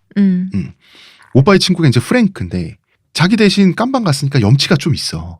그래서 드레이한테 뭔가 좀 오빠 대신 좀 이렇게 케어해 주려고 좀 으쓱으쓱하는. 그래서 내가 너는 나랑 가족이야. 그게 있잖아. 우리는 크루고 가족이고 빚이 있다. 그치. 그리고 내가 그렇게 홀대하지 않았어. 약간 이런 맨박스가 있는 분명히 그리고 친구인데 드레이의 오빠가 깜빡이 나올 거잖아요. 나오고 난 다음에 너 우리 가족한테 어떻게 했어? 너 그때 돈 보냈어? 이게 지금 틀어지면은 이제 앞으로 그것도 관계가 틀어지잖아요. 그렇지. 그리고 깜빵에서 뭔 말할 줄 알아. 여러 가지가 있는데 이 두 사람은 드레이를 위해서 이 두 남자는 흑백 남자는 드레이를 위해서 저 새끼는 쓸모가 없는 것 같아. 얘는 나랑 같이 있어야 될 것 같은데. 서로 좀 떨어져야 돼라고 생각하는. 라고 생각을 하죠. 왜냐하면 백인 교사 던의 입장에서 프랭크는 약이나 파는 놈이야. 근데 프랭크 입장에서 내가 비록 약을 팔지만 던은 약이나 하는 놈이야. 약도 하고 뭔가 부적절해 보여 둘이. 선생님이란 놈이 뭔가 이거 위아래로 훑는 거 아니야? 이런 약간 이런 기분도 그것도 있죠. 그렇게 생각해 진짜. 그래서 이제 사실 아니라는 그 오해를 푸는 게 프랭크가 와가지고 던이 찾아와서 드레이한테서 떨어져 하면서 괜히 오바를 하잖아. 그러면 난 너무 재밌는 거야. 그게 너무 솔직히 백인이 흑인 그것도 마약 장수 딜러의 집에 찾아가서 고래고래 소리 지르면서 그 옆에 또 친구들 앉아가고 도란도란 그러고 있어. 혼자 있는 것도 아니고. 이 약쟁이 새끼 너 임마 하면서 막 하는 게 그게 떨어지라면서. 자살행위잖아. 그렇죠. 근데 사실 프랭크는 그 상태에서 사심이 있는 게 아니구나 성적으로 확인을 한 거잖아. 왜냐하면 얘는 선생으로서 나름대로 진정성은 있구나. 쓸모는 없겠지만. 그래서 맥주나 한잔 하자고 그러잖아. 어깨를 갑자기 보통 얼굴에 총 들이대고 꺼져 이 백인 새끼야 이래야 되는데 갑자기 등을 두들겨 그냥 듣더니 등을 두들겨주고 다 끝났냐고 들어가서 맥주 한잔 하자고. 목 안 말라? 이러면서. 들어가서 나랑 술 한잔 하자고. 던 되게 왜 맥주를 같이? 목 안 말라? 이러면서. 목 말라지 않아? 이러면서. 인생이 늘 그렇잖아. 맥주를 마실 이유도 없지만 안 마실 이유도 같이 없죠. 안 마실 이유도 없어요. 그리고 가면서 또 고양이 한 마리가 지나가니까 안고 같이 들어가려 그래 집안에. 걔 안 돼. 그러니까 야그 고양이는 안 돼. 아니 그거 웃긴 게 이게 정말 웃긴 게 그러니까 이게 되다가 막 이게 항상 뭐가 하프넬슨인 게 되다가 말잖아. 네. 반만 걸친 게 예를 들어 이 사람이 진심을 다해서 너 임마 애한테 마약장수 주제에 애한테 접근하지 말 했잖아. 근데 솔직히 말하면 그것 때문에 진심은 솔직히 전해졌잖아. 아, 얘 그래도 선생님이네라는 느낌. 그러면은 전형적인 헐리우드 영화라면 나는 이 역할을 할 테니 그럼 당신에게 드레이를 뭐 이렇게 좀 이끌어주세요. 이런 게 안 나오죠. 나는 떨어지겠소. 당신이 그게 아니라 뭐 해줄 수 있는 건 없고 맥주 내가 떨어진다 말도 못하겠고 나는. 진심은 알겠고 절반이야. 뭐든지 절반만 뭐든지 절반. 이게 마침 이게 딱 그거 아니에요? 마침 집에 맥주가 있으니 그거나 마시고 가라는 뜻이야. 그러니까 아니 뭐 드릴 고기나 거면, 죽여 가셔. 숭늉이나 하나 드시고 가셔. 이런 거지. 숭늉. 그러네. 그치. 맥주도 숭늉도 곡차네. 멀리서 오셨으니 뭐 줄 건 없고. 여기까지 오셨으니. 마약은 돈 주고 파는 거라 드릴 수 없고. 뭐 이런 이 두 사람의 부성의 대결이 처음 시작하는 장면이 이게 농구장에서인데 좀 웃겨요. 이게 부성애를 느낄 수 있고 책임감을 느낄 수 있어요. 결성과정의 소녀에게 두 남자가 성인 남자. 근데 사실 이제 서로 프랭크와 던이 서로의 존재 마치 그 자기 부성의 아버지와 오빠의 부재를 해결해주는 그 역할을 하는데 자기 위치를 위협하는 상대의 존재를 굳이 확인하니까 또 괜히 신경 쓰이고 괜히 경쟁심 센 척하고. 그치. 괜히 그런 거잖아. 괜히 주심한테 지랄하고 나가고. 괜히 퇴장당해. 우리말로 야리고. 서로 저 새끼 뭐야 이러면서. 그렇다고 엄청난 희생을 각오할 준비는 또 둘 다 안 돼 있어요. 그치. 100% 케어할 생각은 없어 서로 그냥. 그냥 너나 꺼져야. 근데 그냥. 아까 좀 이분들이 못된 사람이 아니라 이 사람들이 100% 케어해봤자 그 케어의 끝이 아까도 얘기했지만 애를 게 먹이고 재우고 그러니까. 수습협해서 대학벌에서 등록금을 어떻게 대줄 거 그까지 아니면 아니니까. 아무것도 해줄 게 사실은 없는 거예요. 네, 대표님 얘기 들어보니까 케어의 끝은 감옥이다. 프랭크가 케어하는 건 감옥이죠. 어쩔 수가 없는 거예요, 진짜. 이게 근데 이제 우리가 얘기하다가 잠깐 환기를 시키면 이게 저예산 영화잖아요. 네. 저예산 영화답게 자전거 하나 가지고 참 잘 지지고 볶습니다. 타고 다니고 차에 싣고 도둑 맞고 되찾고 하면서 여러 가지 얘기를 하는데 이거 있잖아요. 도둑 맞은 걸 되찾을 때 네. 사실은 드레이가 육체적으로 어찌할 수 없는 그 동네에 덩치 큰 청소년 남자애들 둘인데 그게 프랭크가 지켜봐주고 있기 때문에 되찾을 수 있잖아요. 그죠. 프랭크 오빠가 뒷배를 보고 있으니까 뭐 드레이가 무서워서 주는 게 아니잖아. 그렇죠. 근데 프랭크의 입장에서는 이게 케어예요. 그죠. 맞아요. 그게 사실 케어예요. 그거죠. 그건 케어지. 그게 그 험한 동네에 사는 사람들의 그 케어 방식이지. 그거를 해줄 수 있는 사람이 없잖아. 지금 드레이 오빠도 감옥에 있으니까. 거리의 법칙에서 너가 약자가 아니라는 걸 내 덕에 확인시켜 주는 거. 이것도 케어고. 그러니까 프랭크가 나쁜 놈이 아니에요. 본인이 여기서. 자기 오빠 맞잡이잖아. 그러니까. 그러니까 오빠가 만약에 있었다면 해줄 일. 그거는 이 동네에서는 어떤 동네냐면 여동생이 자전거를 도둑 맞으면 범인을 찾아서 후드려 패주고 할 일을 해주는 거지. 용돈이 좀 필요하면 약 좀 배달 좀 하고 내 용돈 줄게 뭐 이 정도라는 거지. 세상에 공짜는 없으니까. 이 사람은 프랭크 나름대로의 생각이 있는 거고 던 나름대로의 생각이 있는 거예요. 프랭크 생각에도 자꾸 돈만 줄 수 있어. 돈은 줄 수 있는데 자꾸 받아가려고 하면은 너도 좀 그렇고 너도 그걸 갖다가 엄마 주기도 못할 테니 그냥 심부름 한다 생각하고 뭐 이런 그러니까. 느낌. 근데 그게 약 배달이라는 것뿐. 되게 웃긴 게 더는 교사고 사회적으로 어느 정도 번듯하잖아요. 네. 불법을 저지른 사람도 아니고 코카인을 좀 사하긴 하지만 근데 더는 항상 지쳐있고 절망적인데 프랭크는 돈도 잘 벌고 씩씩하고 밝아요. 약을 파는 파는데 사람이라 약을 하지 않는 거죠.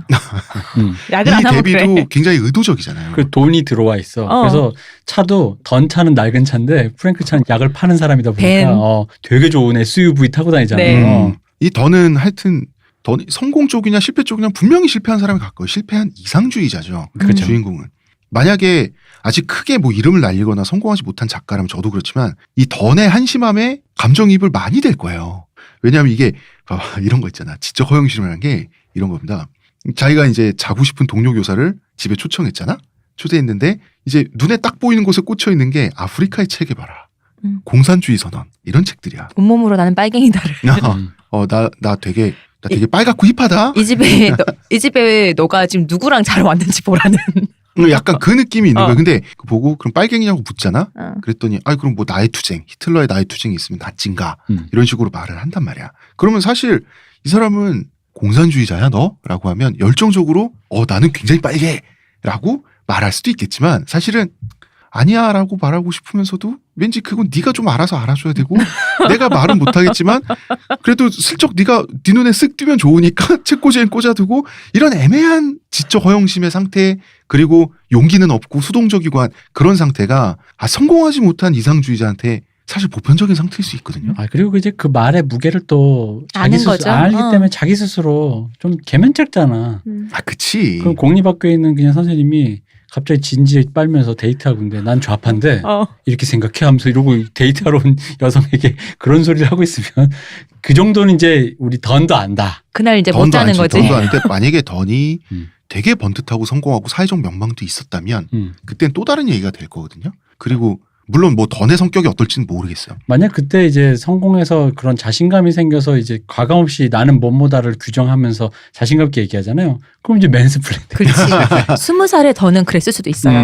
하지만 30살의 더는 더 이상 그러지 않는다. 그래서 그 여교사가 참 글을 쓰다니 대단해. 글 쓴다며. 근데 사실 저도 작가지만 대단할 것도 없고 먼저 자랑할 것도 없지만 사실 들어서 나쁜 말은 아니거든요. 그렇죠. 그럼요. 들으면 좋은 말이야. 예술하시네요라는 게 갖고 있는 그 말의 그 뉘앙스와 무게랑 그 느낌이 있잖아요. 그럼.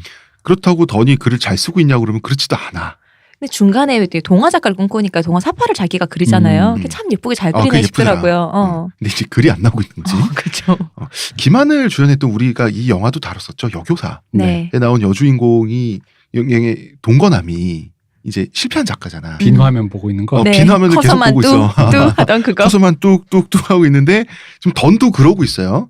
그러니까 아니야, 더는 그림 그렸잖아. 왜 그래? 커서보다 낫지. 글 쓰려고 하다 그 그림 그리는 것도 상징적인 게 글이 안 나온다는 거를 그런가? 보여주기 위해서 그래서 이렇게 그림을 계속 덧없이 그리고 있는데 그림은 예뻤어요. 그러니까 써야 할 글을 못 쓰고 있는 것처럼 역사 교육도 어떻게 되는지 모르겠고 농구 코치도 나름의 노력은 하지만 실제 잘 되는 것 같지가 않아. 이 영화는 모든 게 하프야. 그림도 하프잖아. 동화에서 그림은 맞아. 반이지. 그렇네. 하프 넬슨이야. 그리고 이 사람도 본인도 할 말은 없어. 그래서 그 동료 교사가 자는데 성공해. 잘 땐 동침할 때는 로맨틱했어요. 다음날 아침이 되니까 로맨틱한 기분을 이 여자는 이어나가고 싶은데 벌써 심드렁해져가지고 자기도 모르게 좀 무례하게 굴고 있는 거야. 이미 한 번 잤다 이거지. 이것도 하프잖아. 중간까지만 잘해. 아침까지 매너를 지켜야지. 근데 그런 다시 볼 사람인데. 애착 관계가 생기길 기대하고 보통 이제 어떤 관계를 좀 맺으면 애정 관계 같은 게 좀 더 샘솟는 느낌 한데 그게 안 생기는 경우도 많잖아요. 그렇죠. 키스해봤더니 전혀 아니네? 모르시잖아요. 모테키에서 남자 주인공과 남자 주인공을 좋아했던 여자 그때를 보면은 동침을 하고 난 후에 남자 주인공 이거 아니구나 싶은데 여자는 괜찮은데 또 맞아요. 만날까 이렇게 되는 그런 것처럼. 그렇죠. 그러니까 이제 그 던의 상태가 이미 뭔가 좀 껄쩍지근한 상태인데 그쵸. 그러다 보니까 이 여성에게라도 어떤 그런 걸 통해서 자기 어떤 내부적인 동력이 좀 생기면 좋겠다라는 느낌이 좀 있는 건데 안 생기는 거죠. 안 생겼는데 안 생겼으면 매너라도 있을 법은 한데 마지막에 이 사람이 에너지가 항상 떨어져 있는 사람이다 보니까 이때 매너를 갖출 에너지가 없는 거지. 그리고 굉장히 슬픈 디테일이 있습니다. 뭐야? 그날도 바에서 취해서 내 인생은 틀렸어 뭐 이러고 있는데 바에서 웬 아저씨가 와요. 아마도 자신의 지도에 좋은 영향을 받아서 명분대 사업가에 간 학생이 있는 거야. 그 학생의 아버지인 거야. 아버지 흑인이야. 그럼 당연히 제자도 흑인이겠죠? 바가 위치한 데도 브루클린이니까 분명히 풍족하지 않은 가정의 학생을 잘 지도해서 아마도 이 학생이 명문대 사학과 분명히 장학금 받고 갔겠지? 명문대 사학과 가는데 동기부여를 해줬던 모양이고 이 사람에게 감명받은 학생이 분명히 있었던 것이죠. 있었고 그 부모에게도 좋은 기억을 남긴 것 같아. 그리고 그러니까 이 아버지가 그렇게 말할 정도면 이 딸이 말했겠지. 평소에 사학과 가는데 이 선생님 영향을 끼쳤다. 그래서 공부도 열심히 했고 장학금도 받게 됐어요. 그래서 이 선생을 보니까 너무 반갑고 고마워서 아버지가 와가지고 반갑게 안녕하세요. 인사를 하는데 기억을 못해. 누구누구 아버지다. 누구누구 아시죠? 그랬는데 아무래도 기억을 못하는 거야. 기억 못하고 또 코카인, 맥주 이런 데 취해서 하다가 아버지가 실망해서 잘 계셔. 보니까 상태가 안 좋잖아요. 하고 그냥 가버리는데 되게 재밌는 게 학생 이름이 폴라 딕슨이에요. 네. 폴라 폴라 딕슨이라고 아시죠? 라고 하는데 몰라. 실망시키고 기분이 나빠져서 아버지는 우리 딸은 그렇게 선생님 얘기했는데 아마도 이 사람 한테 아무것도 아니었나 하고 기분 나빠져서 가버리는데. 그리고 평소에 듣던 딸이 그렇게 자랑했던 선생님의 모습이 지금 아니잖아요. 아무리 그치. 봐도 이 동네 사는 사람들이 약한 사람 얼굴을 모르겠어요. 음. 이 선생 뭐야 싶을 거 아니에요. 말 몇 마디 해보니까. 근데 이 던이 주인공이 항상 하던 말은 한 명의 학생이라도 이렇게 세운다면 이건데 변화를 준다면. 그토록 원하던 성과가 있어. 근데 결국 소중한 것은 다 놓치고 나서야 깨닫거나 깨닫지 못해서 놓치는 것이 인생이란 걸 너무 아픈 디테일이잖아. 그런데 이런 영화에서는 항상 주인공이 최악을 바닥을 찍는 모습이 나오게 마련이죠. 그렇죠. 음. 아니 그리고 마약을 그렇게 하는데 아직까지 그 바닥을 안 찍고 있잖아요. 그럼 한번 가줘야지. 그렇지. 우리 왜 잔이가 있잖아 대표님. 잔이는 전화해서 하는 거고 네. 찾아가서 하면 있니? 하프 넬선은 있니를 합니다. 동침했던 동료 교사 있지 않습니까? 네. 거기 집에 새벽 2시 반에 쳐들어가요.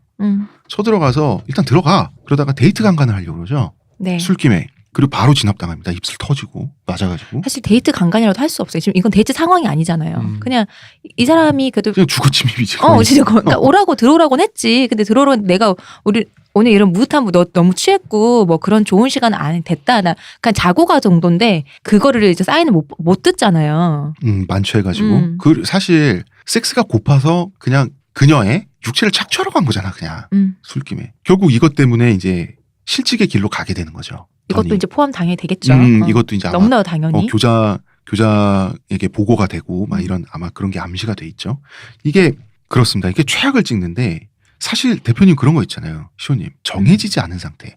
이것도 저것도 아닌 하프 넬슨의 상태가 사람에게 스트레스를 준단 말이에요. 저 앞이 뭔가, 불안하잖아요. 뭔가 왜 연애할 때도 그래서 너 나 좋아하는 거야 많은 거야. 어떤 답을 원하잖아. 그래서 왜냐면 그거 자체로 그러니까 좋아하는 감정으로만 계속해서 서로 얘도 나 좋아하는구나로 계속해서 가고 싶은데 그걸 계속 아리까리하게 비추면 그걸로만 계속 내 감정이 소모된단 말이죠. 소모되지. 이 사람은 이제 뒤로 갈수록 지치니까 이거 아니면 저거 해야 된단 말이야. 인생도 관계도 명정해야 될 것 같으니까 던이 드레이에게 버럭을 하죠. 나는 네 친구가 아니야 선생이야 라고. 포스터에 나온 넌 내 말을 제자야. 난 네 친구 아니라 선생이다. 넌 내 제자다. 그러니까 선을 긋자. 편하게 감정 소모를 그만하자라고 하는 스스로에게 외치는 외침 같은 건데 둘 사이는 당연히 냉각되죠. 시원하게 SO리라고 그러고 가잖아. 여기 선생님도 학생한테 비치 이러고. 그리고 갑자기 두 사람은 이 영화가 이제 이런 식으로 설계돼 있어요. 갑자기 두 사람은 각자의 공간으로 딱 분리가 됩니다. 한 번 싸우고 나서 더는 가족 파티에 참석을 하죠. 드레이는 프랭크의 심부름을 합니다. 마약 배달을 하는 건데 던의 부모님 딱 나오는데 던의 부모님 히피 출신인 걸로 나와. 네. 한때는 히피 출신이었어. 한때는 뭐 좌파 운동 같은 걸 했던 모양으로 뭐 우리 많이 보는 386 같은 느낌. 네. 그 느낌으로 나와요. 그리고 거기 중간에 이제 어머니가 그 뭐 이렇게 어머니들 때문에 전쟁을 막았어요라고 하면서 다니엘 엘즈버그가 했지 뭐 내가 한 건 아니다 뭐 이런 식인데 다니엘 엘즈버그가 미국의 베트남전 개입을 폭로한 사람이에요. 미국 사회운동가. 그러니까 아마 그런 쪽으로 해가지고 굉장히 좌파운동 쪽으로 아마 그 빨간물의 어체 시도는 모태신앙처럼 더는 뱃속에서부터 빨간물이 들어있었다. 아들 하나는 성공했다. 그럼 이 빨갱 유전자가 따로 있을 수 있다. 빨갱 형질이. 빨간 양수. 빨간맛 양수. 빨간 맛? 레드벨벳의 자 여기까지 하겠습니다. 왜 이렇게 개드립이 많아? 한때는 꿈도 많고 사회정의도 추구하는 히피 출신이었는데 네. 지금은 너무 시스템에 맞아 들어간 양순한 그 그냥 노년의 어른이지 그냥. 그냥 어르신. 어르신이 어리고 한창 혈기 끓을 때 사회운동 했었고 이제 나이 먹고 나서 이제 생활의 길로 그냥 가정의 길로 온 어르신이야. 거죠. 그리고 이제 형 부부가 있어. 형 부부는 던의 눈에는 지나치게 건전해 보이고 너무 건전해서 무미건조해 보인다고 그래야 되나? 그리고 이제 아니 말도 안 돼. 농담에 웃어준 여자가 형수인데. 형이 뭐가 좋아요? 그러면 가만히 있다가 농담을 잘한대. 어떤 농담이요? 라고 해서 농담하는 걸 들으니까 택도 없는 농담을 하는데 그걸 웃어주고. 아재 개그를 하고 있는 거야. 그러니까 던은 원래 공허한 사람으로 나오는데 정작 여기까지 와버리면 던이 느끼기에도 관객들이 던에게 감정이입한 관객들이 느끼기에도 이 평화로운 중산층 가정의 풍경도 공허해요. 되게 공허해요. 이 공허함을 잘 잡아냈어요. 아버지 옛날에 사회운동 했던 주제에 레이시즘 개그나 하고 앉았잖아요. 아들한테. 근데 이제 사실 나는 좀 그런 생각이 들었어요. 그러니까 그거는 아버지 입장에서는 실수라기보다는 아들한테 말 한마디 걸려고. 나름의 시도였어. 근데 실패. 그러니까 자기 나름대로 개그를 한 건데. 거기서 이제 묘사가 좋았던 게 지금 이건 거죠. 그러니까 뭐냐면 오히려 이걸 잘못 묘사하면 이 가족이 노답인 거야. 노답 중인 거야. 그래가지고 뭔가 뭐 너희들은 부르주아에 단물을 막더니 사람이 변해서 이런 게 아니라 그런 게 전혀 아니죠. 그냥 이 사람들은 이 사람들의 자기들만의 우주 속에서 자기의 삶을 잘 건사하시는 분들이에요. 단지 여기 주인공인 더니 라이언 고슬링이 자기 마음이 둘 데가 거기에도 없는 거예요. 그렇다고 해서 자기 세계에 있느냐 그것도 없는 거지. 그렇지. 객관적으로가 아니라 던의 시선에서 얼마나 공허할 수밖에 없는 지만을 딱 묘사를 하잖아. 그 묘사가 굉장히 좀 되게 좀 감탄했거든요. 왜냐면은 보통 이걸 하려면 그 부모 세대의 뭐 변절이라든가 어쩌고 저쩌고 어쩌고 뭐 당신 젊었을 때 운동해놓고 지금 이게 뭡니까 이 꼴이 뭡니까라든가 아니면 그 형 부부의 그런 어떤 그 중산층 기득권으로서의 그거를 가려고 하는 당신의 속물적인 욕망 뭐 이런 식의 폭로 뭔가 이런 식이 돼야 될 때 그게 아니라 이 사람들은 그냥 건실한 사람들인 거야. 아 젊어서 운동했다고 그럼 뭐 죽을 때 운동해야 돼? 아이고 나 애들 낳고 이제 건사하고 살면 되지. 늙으면 늙은 대로 살면 되지. 다만 나의 눈에 내 자리가 여기에도 없다라는 걸 확인했을 때 그 슬픔 있잖아. 그 공허한 느낌을 전달하는 거는 정말 먹먹할 정도로 너무 전달이 잘 되는 거예요. 분명히 그렇죠. 던도 알았을 거예요. 이때까지 알았지만 그래도 혹시 하고는 갔는데 역시 되는 거잖아요. 그 와중에 드레이는 뭐 약이나 팔고 다니는 거죠. 프랭크 심부름으로. 네. 물론 프랭크 입장에서는 케어예요. 그렇죠. 케어인데 이제 프랭크 생각이 그랬겠지. 네가 뭐 백인 선생이랑 어울려 다녀서 뭐 그래봤자 한다고. 그게 뭐 되겠냐. 어차피 너 우리 동네 애야. 그치. 그래서 뭐 네가 뭐 얼마나. 너는 이 거리에 속해 있다. 이런 거죠. 아니 뭐 사실 또 프랭크 입장에서 그랬겠지. 만약에 프랭크가 좀 더 호혜로운 사람이라면 드레이가 뭔가 더 열심히 하고 공부 잘하고 했으면 프랭크 입장에서 다른 생각을 했을 수도 있겠지만 알잖아. 우리가 보호하는 수많은 애들이 여기서 드레이도 독서실 다니는 애도 아니잖아. 독서실 다니고 막 이렇게 그렇게 열심히 공부하고 파는. 아까 얘기했던 주경야도 그래서 밤에는 마약 팔고 낮에는 공부하고 근데도 1등을 놓치지 않고 이런 건 아니잖아요. 그런 건 아니잖아. 아니잖아요. 그러니까 그 프랭크가 보기에도 그렇다면 이쪽 안에서의 또 시스템 내부에서 이 케어를 네. 우리끼리의 케어를 좀 해줄 수밖에 그렇지. 없다라고 생각하는 거지. 우리 식으로. 전 솔직히 프랭크 입장에서 이런 말 해주고 싶어. 나만 개새끼냐. 맞습니다. 이 영화에서 솔직히 프랭크가 딱히 개새끼는 아니에요. 맞아요. 마약은 팔죠. 아니에요. 예. 자, 더는 실직하죠. 네. 최악이지. 근데 정말 최악은 남아있어요. 실직 기념이라고 해야 돼? 기념으로 매춘부들을 불러서 섹스 파티를 하는데 하필이면 이 집에 드레이가 약을 배달하러 와요. 나 이 장면이 이 영화 진짜 최고야. 최고지. 나 궁금한 게 보면서 이게 흐르게 처리될지 모르겠는데 그 옆에 있던 다른 침대에 있던 그 백인 남자 누구예요? 백인 중년 남자? 몰라. 둘이 뿜빠이 했겠지. 그런 건가? 그냥 뭐 술집에서 만나서 같이 매춘부 불러서 그냥 그럴 수 있겠네. 약쟁이들끼리 뭐 n분의 1 하자. 이렇게. 그랬던 거겠지. 대체 저 남자 누구죠? 이거 이상한 새끼들.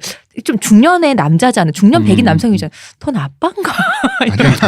아니 저 무슨 저런 폐륜 가족인가 그러니까 이런 생각이 들어서. 그냥 아무 관계도 없는 서로 적도 없는 사람들끼리 그냥 그리고 그게 더 편할 수 있지. 그 분위기. 그리고 분명히 거기 있던 여성들은 매춘부들이고. 근데 진짜 솔직히 이 영화 스포일러 없이 봐야 돼. 그리고 나 이 장면이 짱이다라는 말도 듣지도 말고 봐야지 이 장면이 얼마나 대단한지 알 수 있어요. 이게 드레이의 시선으로 이 장면 문 열고 들어가요. 근데 들어가야 돼 말아야 돼 알잖아. 그러니까 처음에 문이 딱 열렸는데 이거 보통 그냥 혼자 있는 남자가 뭐 혼자서 내 코카인 하려고 사는 게 아니고 문 열렸을 때 딱 보이잖아. 저 침대에 아저씨 벗고 있고 옆에 언니들이 있고 어떤 언니가 이거 아닌데 가려고 하니까 어디 가니 들어오라고 괜찮다고 너 안 잡아먹는다고. 들어가서 이제 들어가서 이제 돈과 마약을 교환하고 나오면 되는데 화장실 문이 끼 열면서 라이온 고슬링 얼굴이 나와. 그래서 둘이 눈을 마주쳐요. 거기서 음악이 점점점 커지지. 근데 이게 최악과 최악의 마주함이잖아. 선생이란 놈이 자기가 나름대로 자기가 도덕적인 척했던 그 학생 앞에서 섹스 파티에 마약하는 그 모습을 걸린 거나 아니면 자기 집까지 차로 데려다 달라고 마치 그 착한 학생일 수도 있을 것만처럼 하던 아직은 어린 미성년자인 학생이 마약을 팔러 오니 마약 팔다가 선생한테 걸린 거나. 근데 그 둘이 지그시 마주보면서 그 장면이 오래 가거든요. 거기서 진짜 활용점정인 게 씩 웃다가 돈을 딱 꺼내잖아. 거긴 진짜 맞아요. 난 진짜로 사실 이 영화가 2000년에서 2010년 사이 근 10년 사이에 나온 영화 중에서 사실 개인적으로 최고로 뽑거든요. 이 장면이 이 영화가 최고고 이 영화가 최고다. 이 영화가 최고고 이 장면은 정말 너무 파워풀해. 진짜 그 돈을 꺼내는 장면에서 진짜 소리 질렀거든. 라이언 고슬링 표정이 너무 좋았어요. 영화가 진짜 소름 끼치고 왜냐면 그 전까지 영화가 되게 잔잔하잖아요. 네. 그러다 거기서 진짜 파워풀하게 영화를 찢어버려 진짜 이 영화를 그 장면이. 보통은 화들짝 놀라거나 문을 쾅 닫거나 서로 부끄러움에 고개를 숙여야 될 것 같지. 아니면 좀 모더니티 서로 당황하던지. 아니면 모더니티하게 그런 서로 바라보다 그냥 열린 결만 끝나야지. 그렇지. 그러고 끝나야 되는데. 근데 그 돈을 딱 꺼내낼 때 진짜 소름 끼쳤어. 그치. 약값 받아가. 돈 받아가야지. 웃으면서. 그 의미는 뭘까요? 이 볼장 다 받는데. 근데 사실은 거긴 그런 것도 세상은 굴러가는 법이고 마약을 사면 누군가는 돈을 가져가야 되는 너도 마약을 갖고 왔으니까 돈을 수금해 가야지 뭔가 다음날 무슨 일이 벌어지든 그거에 대해서 너무 이 사람이 말하자면 달관을 해 있달까? 아니, 그리고 넌 모르겠지만 나 지금 이제 너 선생 아니야? 뭐 이제 그것도 있지만 되게 복잡해. 아니 그거보다 복잡해. 그것도 있지. 아니 그것도 있고 또 이런 거지. 그러니까 지금 보라고 이게 너고 이게 나야. 맞아 그거야. 그리고 이제는 뭐 없어. 나 선생 아니고 너 괜찮아. 나 선생 아니고 너도 내 제자 아니야. 근데 그 순간이 최악의 순간이잖아요. 최악의 순간인데 아름다워. 아름답고 파워풀하고 그리고 그 순간이 오히려 이 하프넬슨에서 가장 진실한 순간이에요. 맞아요. 하프가 아닌 유일한 순간이야. 되게 합이 딱 맞는 순간이야. 맞아. 유일하게. 이때만 풀 넬슨이야. 본인들이 서로 뭔가 롤을 수행하려고 노력하지 않고 그냥 자기들 맨 얼굴 그대로 부딪히는 순간이죠. 롤을 수행하고 있어요. 누군가 사고 있고 누군가 팔고 있어요. 그죠. 심지어. 그런 롤이 아니지. 그러니까 그런 어떤 역할을 수행한다기보다는 명징함은 있다는 얘기예요. 내 말은. 근데 이 최악의 순간인데 이 순간 때문에 계급장을 떼고 선생이고 학생이고 다 필요 없고 다 막장이야. 둘 다 인간 대 인간으로 마주하게 됐다라고 하는 시그널을 동시에 주거든요. 그 장면이 진짜 명쾌해지죠. 기분이 이 확. 돈을 촥 꺼낼 때 모든 게 명쾌해져. 근데 진짜 나는 그거를 정말 너무 소름 끼쳤어 그 장면이. 영화적 쾌감을 느꼈어요. 정말로. 너무 간만에 그 장면을 처음 봤었을 때. 대표님의 표현을 빌리자면 지금까지 절제하면서 끌어온 영화를 결정적으로 찢어 발기는 순간이다. 한 방에 그냥 찢어버리는 스크린을 진짜. 찍고 나오는 장면. 이제 영화 감독 만드는 사람의 입장에서는 그때 찢기 위해서 지금까지 그쵸. 직조한 거 아니에요. 그죠. 그리고 그 라이언 고슬링의 그 연기 취해서 웃으면서 이게 약간 당황한 듯 취해서 웃으면서 돈을 그 연기가 그러니까 이후에 라이언 고슬링이 어쨌든 예술 영화 쪽에 많이 출연해서 대배우가 되는 거에 대해서 이 장면은 거의 시그니처인 거지. 아마 이 장면의 덕을 이 한 장면의 덕을 라이언 고슬링이 평생을 통해서 되게 많이 본 거잖아. 그죠. 라이언 결정적 장면 하나잖아. 정말 훌륭한 장면이고 너무너무 멋있고 영화적으로 이렇게 쾌감을 주는 장면이 과연 몇 개나 될까. 뭐는 잘 찍어서가 아니라 그 영화를 여기까지 끌고 왔을 때 진짜 갑자기 폭발시켜버리는 네. 그 이 힘이라는 건 이 영화가 진짜 최고다. 그렇게 좋은 모습 보여봐야 성매매나 하고 마약이나 하고 니는 약이나 팔고. 그리고 사실 여기서 우리가 좀 그걸 감안해 봐야 되는 게 외국 영화라서 그렇지. 생각해 보세요. 우리 중학교 2학년 때 문을 열고 심부름 갔더니 아저씨 벗고 있고 거기 약간 이상한 빨간 언니들 이렇게 막 이렇게 있고 막 좀 무섭잖아 솔직히. 그렇죠. 당연히 무섭죠. 거기 안에 기어 들어가서까지 미션을 수행해서 예를 들어 아빠 술 받아라 뭐 그렇지. 담배 하나 사다 드려라 뭐 이런 거 하기가 쉽지 않단 말이야. 술 받아 고프병에.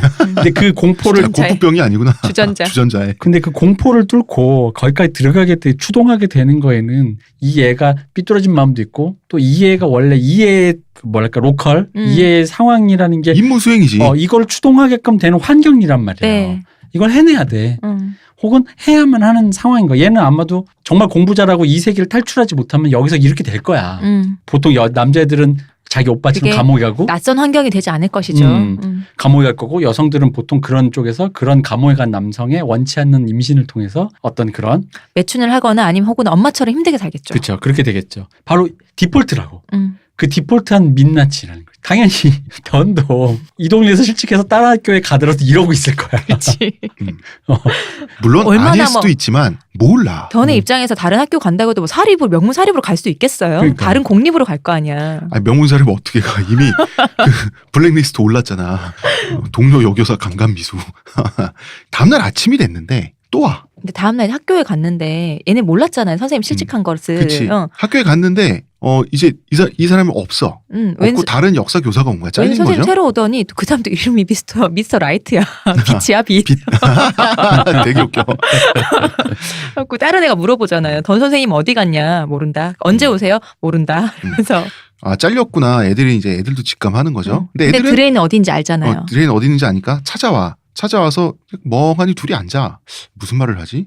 그래서 뭐 음료수를 하나 갖다 줘요. 뭔가 대화를 해야 되겠는데 던이 대화할 게 없으니까 자기가 끔찍했다고 생각했던 그 형수한테서 들은 농담 있잖아. 실없는 농담을 해요. 했는데 드레이가 웃겨서 웃는 게 아니라 어처구니 없어서 웃어. 그렇죠. 이런 뭐 이딴 농담을. 그래서 드레이는 저질개가 어처구니 없으니까 너 왜 웃냐 그러니까 어처구니 없어서 웃는다. 그러면서 영화가 끝나요. 근데 이게 해피엔딩이 아니에요. 근데 핵심은 엔딩 이유가 해피일 수도 있는데 아닐 수도 있어요. 그러니까 희망은 있냐고 묻는다면 모르겠어요. 마지막에 둘이 그 서로 주고받는 거 있잖아요. 이게 중간에 그 더니 그 선생님과 데이트하기 전에 그 손으로 이제 나 토마토 이거 으깨 할 때 드레이가 코치해 주잖아요. 선생님은 너무 유머가 없다. 여자들은 유머인 남자를 좋아한다고 유머를 해보라면서 자기가 막 가르쳐주고 막 그러잖아요. 그죠. 근데 그것도 썰렁했어요. 맞아요. 근데 또 여기서 드레이가 아직 아이란 걸 느낄 수 있는 게 자기는 다 컸다고 하지만 계속 사탕을 먹고 있어요. 막대 사탕을 끊임없이 그걸 계속해서 먹는단 말이에요. 근데 마지막에 둘이 그걸 교환하잖아요. 드레이는 본인의 사탕을 늘 갖고 다니거든. 많이 갖고 다니니까 그걸 선생님 하나 주고 선생님은 본인이 들은 유머를 얘한테 주는 거잖아요. 서로 그걸 다시 교환하는 마지막에 그런 장면이잖아요. 그치. 그리고 본인이 공허하다고 생각했던 가정에서 들었던 그 공허한 유머가 어쨌든 아주 사소하지만 썰렁하다는 이유만으로라도 피식을 할 수 있게 만들잖아요. 아주 현실의 그 공허함 속에서 현실의 약간의 효용을 갖고 왔잖아. 이게 굉장히 암시적이죠. 그래서 희망이 있다는 게 아니에요. 희망은 없을 가능성이 솔직히 더 많아. 잘 살지 어쩔지도 모르겠고. 있을 수도 있어. 지금 당장 나가서 둘 다 머리에 총 맞고 죽을 수도 있고.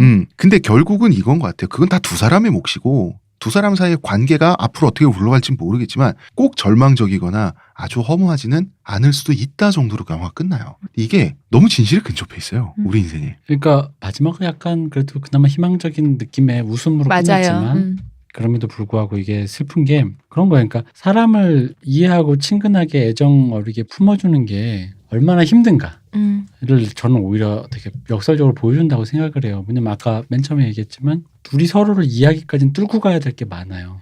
너 백인 남자 나 지금 훑어봤어? 개새끼야 라든가 너 선생이 돼서 너 흑인 여자 너 뭐야 너 약이나 팔러 다닌 주제에 뭐라든가 아니면 뭐 선생님 주제 약쟁인 주제 네가 사실 대부분 거기서 어딘가에서 그 트랩에서 걸려 그냥 그 수많은 관문에서 약쟁인 뭐고 그리고 부르주아기도 하고 여기는 중산층과 이게 저소득층이잖아요. 너가 우리 사는 거 너가 어떻게 알아?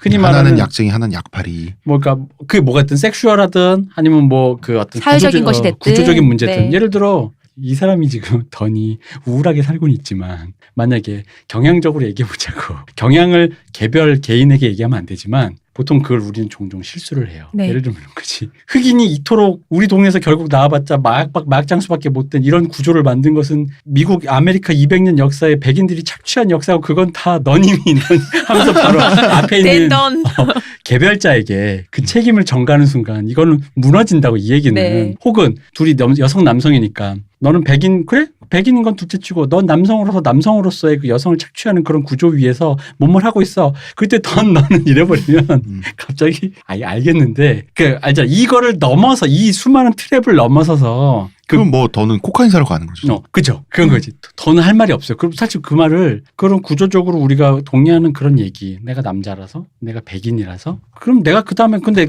나에게 그런 공격성을 보였을 때 그럼 나는 더 이상 할 말이 없는 거지. 왜냐하면 누구에게 공격적이다라는 것은 사실 굴종적이랄까? 굴욕적이라는 그 무언가를 주기 위한 순간이 더 가깝다는 거죠. 우리 얘기를 해보자라는 게 아니라 그걸 뚫고 얘기해 봅시다가 아니라 너는 그런 놈이야. 인정해라는 거라는 거거든. 그러니까 이 사람 둘은 서로 대화할 수 있는 소통의 단계를 넘을 수 있는 벽이 너무 많아. 그 벽을 대부분의 인간들은 아마 거의 98%, 99%는 못 넘어요. 그리고 이 사람들은 이 두 사람은 의지를 가지고 넘어내는데 성공한 게 아니라 여차저차 넘게 된 거예요. 여차저차 넘었지. 그러다 보니까 이 커뮤니케이션이 실패할 거가 너무 분명한 이 관계. 그러니까 사람이 호혜롭게 뭔가 타인과 무언가 커뮤니케이션을 한다라는 거가 얼마나 어려운지에 대해서 보여주는 거죠. 여기에 관계로서 잘 증명해 준 거고 남성, 여성, 흑인, 백인, 뭐 선생, 제자, 뭐 수많은 위계 관계들. 그리고 이제 결국 인생이란 건 하프 넬슨이기 때문에 손을 풀어버릴 수도 없고 그렇다고 확신을 할 수도 없어요. 인간관계도 그렇고 꿈도 현실도 그렇고 이런 식으로 하프한 불만족한 상태에서 뭐가 됐든 되겠지 하고 갈 수밖에 없음에 대해서 너무 인생을 건조하게 잘 그렸어 우리 인생. 근데 사실 인생이요 하프로도 안 걸쳐져도 살 수밖에 없잖아요. 그치. 하프로 걸리는 것만 해도 어디야. 그게 어디예요 진짜로. 바로 그 지점에서 이 영화가 전혀 해피엔딩이 아니고 열리는 결말임에도 불구하고 그래도 희망이 있는 것이 해피엔딩의 느낌을 주는 거야 사실. 하프로도 걸려 있는 것은 어느 정도 난 희망이 있다고 생각하거든. 그러니까 그 대사가 드레이가 이런 말을 하잖아요. 그 오빠가 마약 팔다 감옥 갔는데 선생님한테 단둘이 있을 때 내가 오빠처럼 될까요? 라는데 별말을 못 한단 말이에요. 모르겠거든. 모르겠거든. 아니야, 넌 절대 그렇게 안 될 아니라고 말 거야. 못하겠거든. 너는 아름답고 착한 학생이니까 그런 거에는 뚫고 가는 마음이 있을 거야. 너의 착한 마음이 이미 길을 밝혀줄 거야. 이 얼마나 헛소리입니까? 개 같은 소리입니까? 아니, 그래서 그렇다고 뭐 내가 너의 앞으로의 미래를 책임져 줄게. 그렇지. 그래서 새로 부임한 라이트 선생은 어. 쓸데없이 밝잖아. 그지? 기치니까. 그래도 웃긴 게 만약에 이런 것도 있어요. 여기서 더니 이 여자를 책임진다고 쳐봐요. 안 되겠습니다. 이 애를 대학교에 보내겠습니다 하고 하면 맨 먼저 해야 될 말이 뭐게요? 저는 소아성애자가 아닙니다. 안 돼. 아니면 한마디 더 할 수 있어요. 트랩을 넘어설 수가 없어. 한마디 더 할 수 있어요. 소아성애자가 아닙니다 말고 저는 뿌리 깊은 백인 우월주의자입니다. 아니면 그거 있지. 근데 저는 어린이를 좋아하지 않습니다 했는데 그러니까 아까 책 옆에 레이첼이 보다가 책 옆에 그런 좌파 뭐 책 써있대. 그 옆에 은교라고 코리아 소설이 있거든요. 아니 이러면 그러니까 인간은요. 왼쪽에 은교, 오른쪽에 했는교.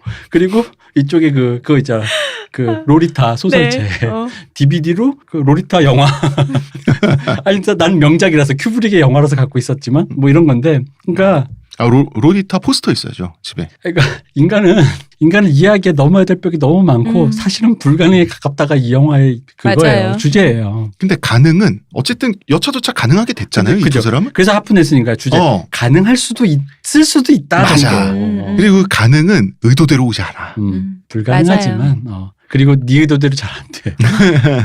그리고 인생의 변증법은 유효한 것인가? 결론이 사실 반반이에요. 그렇습니다. 결론도 뭐. 몰라. 모르는데 그럴 것도 같아. 결론도 하프 넬슨으로 끝나요. 계속해서 정반이 있다고 하지만 아까 맨 처음에 홍 작가님 얘기 정정일 수도 있고 반반일 수도 있고 모르는 거잖아요. 정정이면 안 돼.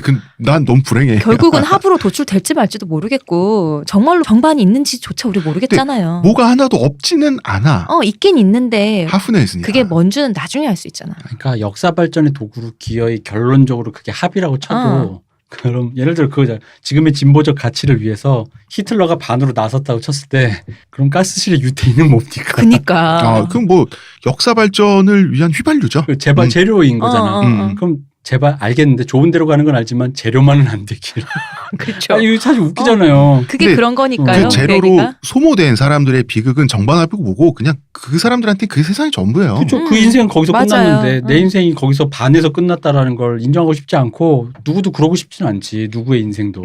그러니까 그 역사를 자기 한 개인의 일생으로 끌어와 보면 혹은 두 사람 사이의 관계로 끌어와 보면 뭐가 정이고 반이고 뭐가 희생이지. 나의 어떤 하루가 나중에 자산이 되고 나의 어떤 순간이 나중에 소모될지는 몰라. 근데 맞아요.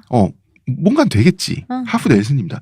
여기까지 이야기를 하면 참 하프 넬슨이란 제목이 절묘해요. 이 영화 또 짧아요. 생각보다. 그죠. 한 1시간 40분? 40분인데 자막 빼면 90분이잖아. 대표님한테 마지막으로 영화의 서사와 연출 아까 그 핸드헬드에 대해서 말씀드렸는데 제가 이걸 물어보려고 그랬어요. 서사와 연출이 어떻게 결합했는지. 근데 아까 말씀하시는 걸 들어보니까 설명이 다 된 것 같아. 그 순간 영화가 찢어 발겨진다라고 하는. 영화가 차분하게 그 브루클린의 그 암담한 얘기를 약간 홍상수틱한 블랙 코미디처럼 흘러가다가 홍상수 영화의 아쉬운 점이 폭발하는 장면인데 이거는 폭발 한번 하죠. 이거 야마가 있다. 대표님 아까 그 표현하신 대로 폭발보다는 찢어 발긴다. 찢어진다는 표현이 더 맞는 것 같아요. 저는 사실 그리고 이 영화에서 이 학교 학생들이 우리 흔히 생각하는 이 사실 브루클린 그 흑인 그 뭐지 할렘이래 큰일 나는 소리 하고 있어. 흑인 슬랭가에 되게 그 암울해서 애들 되게 말도 안 듣고 수업도 안 듣고 되게 막 할 줄 알았는데 애들이 의외로 되게 착해요. 난 그래서 그것도 좀 신기했어. 그렇게 그린 것 자체가. 아니 애들은 어제 총을 쏴도 오늘 순박할 수 있어요. 그 왜 디태치먼트라는 영화 있거든요. 네, 그렇죠. 이 영화에서 그 보면 이따 비슷한 상황이잖아요. 여기 답 없는 애들밖에 안 답 없는 애들과 답 없는 부모. 거기서 갈 길 못 찾는 선생님들에게 힘든 얘기가 나오잖아요. 사실 디태치먼트 얘기가 나왔으니까 말인데 디태치먼트가 어떻게 보면 그런 거죠. 그러니까 한 면만 보고 있는 영화의 맞아요. 전형이에요. 뭔가를 선생은 뭔가 해야만 될 것 같고 근데 이 하프 넬슨이 훌륭한 이유는 단 하나예요. 인생은 산을 넘으면 산이 나오는 거지. 산 넘었다고 들판 나온 거 아니다. 산 넘어서 들판 나오는 거. 들판 나왔으면 또 인생이 그 다음부터 살 길이 피는 것도 아니다. 계곡이다 이제 이런 식으로. 결국 인생은 인과도 아니고 음. 목표 지점을 가기 위한 어떤 목도 아니고 맞아요. 하루하루를 살아내는 과정의 연속이다라고 하는 거를 영화가 잘 보여주고 있죠. 디태치먼트가 사실 묘사하는 영화가 이 하프네스는 좀 더 비극이지만 네. 하프네스과 만약에 비교해 보잖아요. 하프네스보다 디태치먼트에 나오는 사건이 훨씬 더 비극적이죠. 네. 그럼에도 불구하고 하프네스를 보다 보면 어떤 무게가 느껴지냐면 이 사람들은 계곡을 한 10개쯤 넘었는데도 앞으로도 계곡이 몇 개 남을지 몰라서 지금 절망에 빠져 있는데 계곡을 한 번도 못 넘은 채로 그 앞에서 지금 저 뒤에 계곡은 그나마 뭐가 있겠지 싶어서 만든 영화처럼 보인다는 거지. 그렇지. 인생이 그렇잖아요. 인생이 그래요. 암중모색이잖아. 맞아요. 그러면서 나 오늘 넘은 산이 거지. 가장 높은 산인지 아닌지도 모르죠. 그래서 하프네스는 결국 인간이라면 숙명적으로 인생을 살면서 몇 번쯤 오는 인생의 무게 있잖아요. 답답함. 그리고 사실 하프네스는 가만히 보면 전 2번을 봤는데 인생을 부정하고 있지 않아요. 삶의 의미를 부정하지 않아요. 삶은 그 자체로 그런 것이다라고 하는 긍정이 들어가 있어요.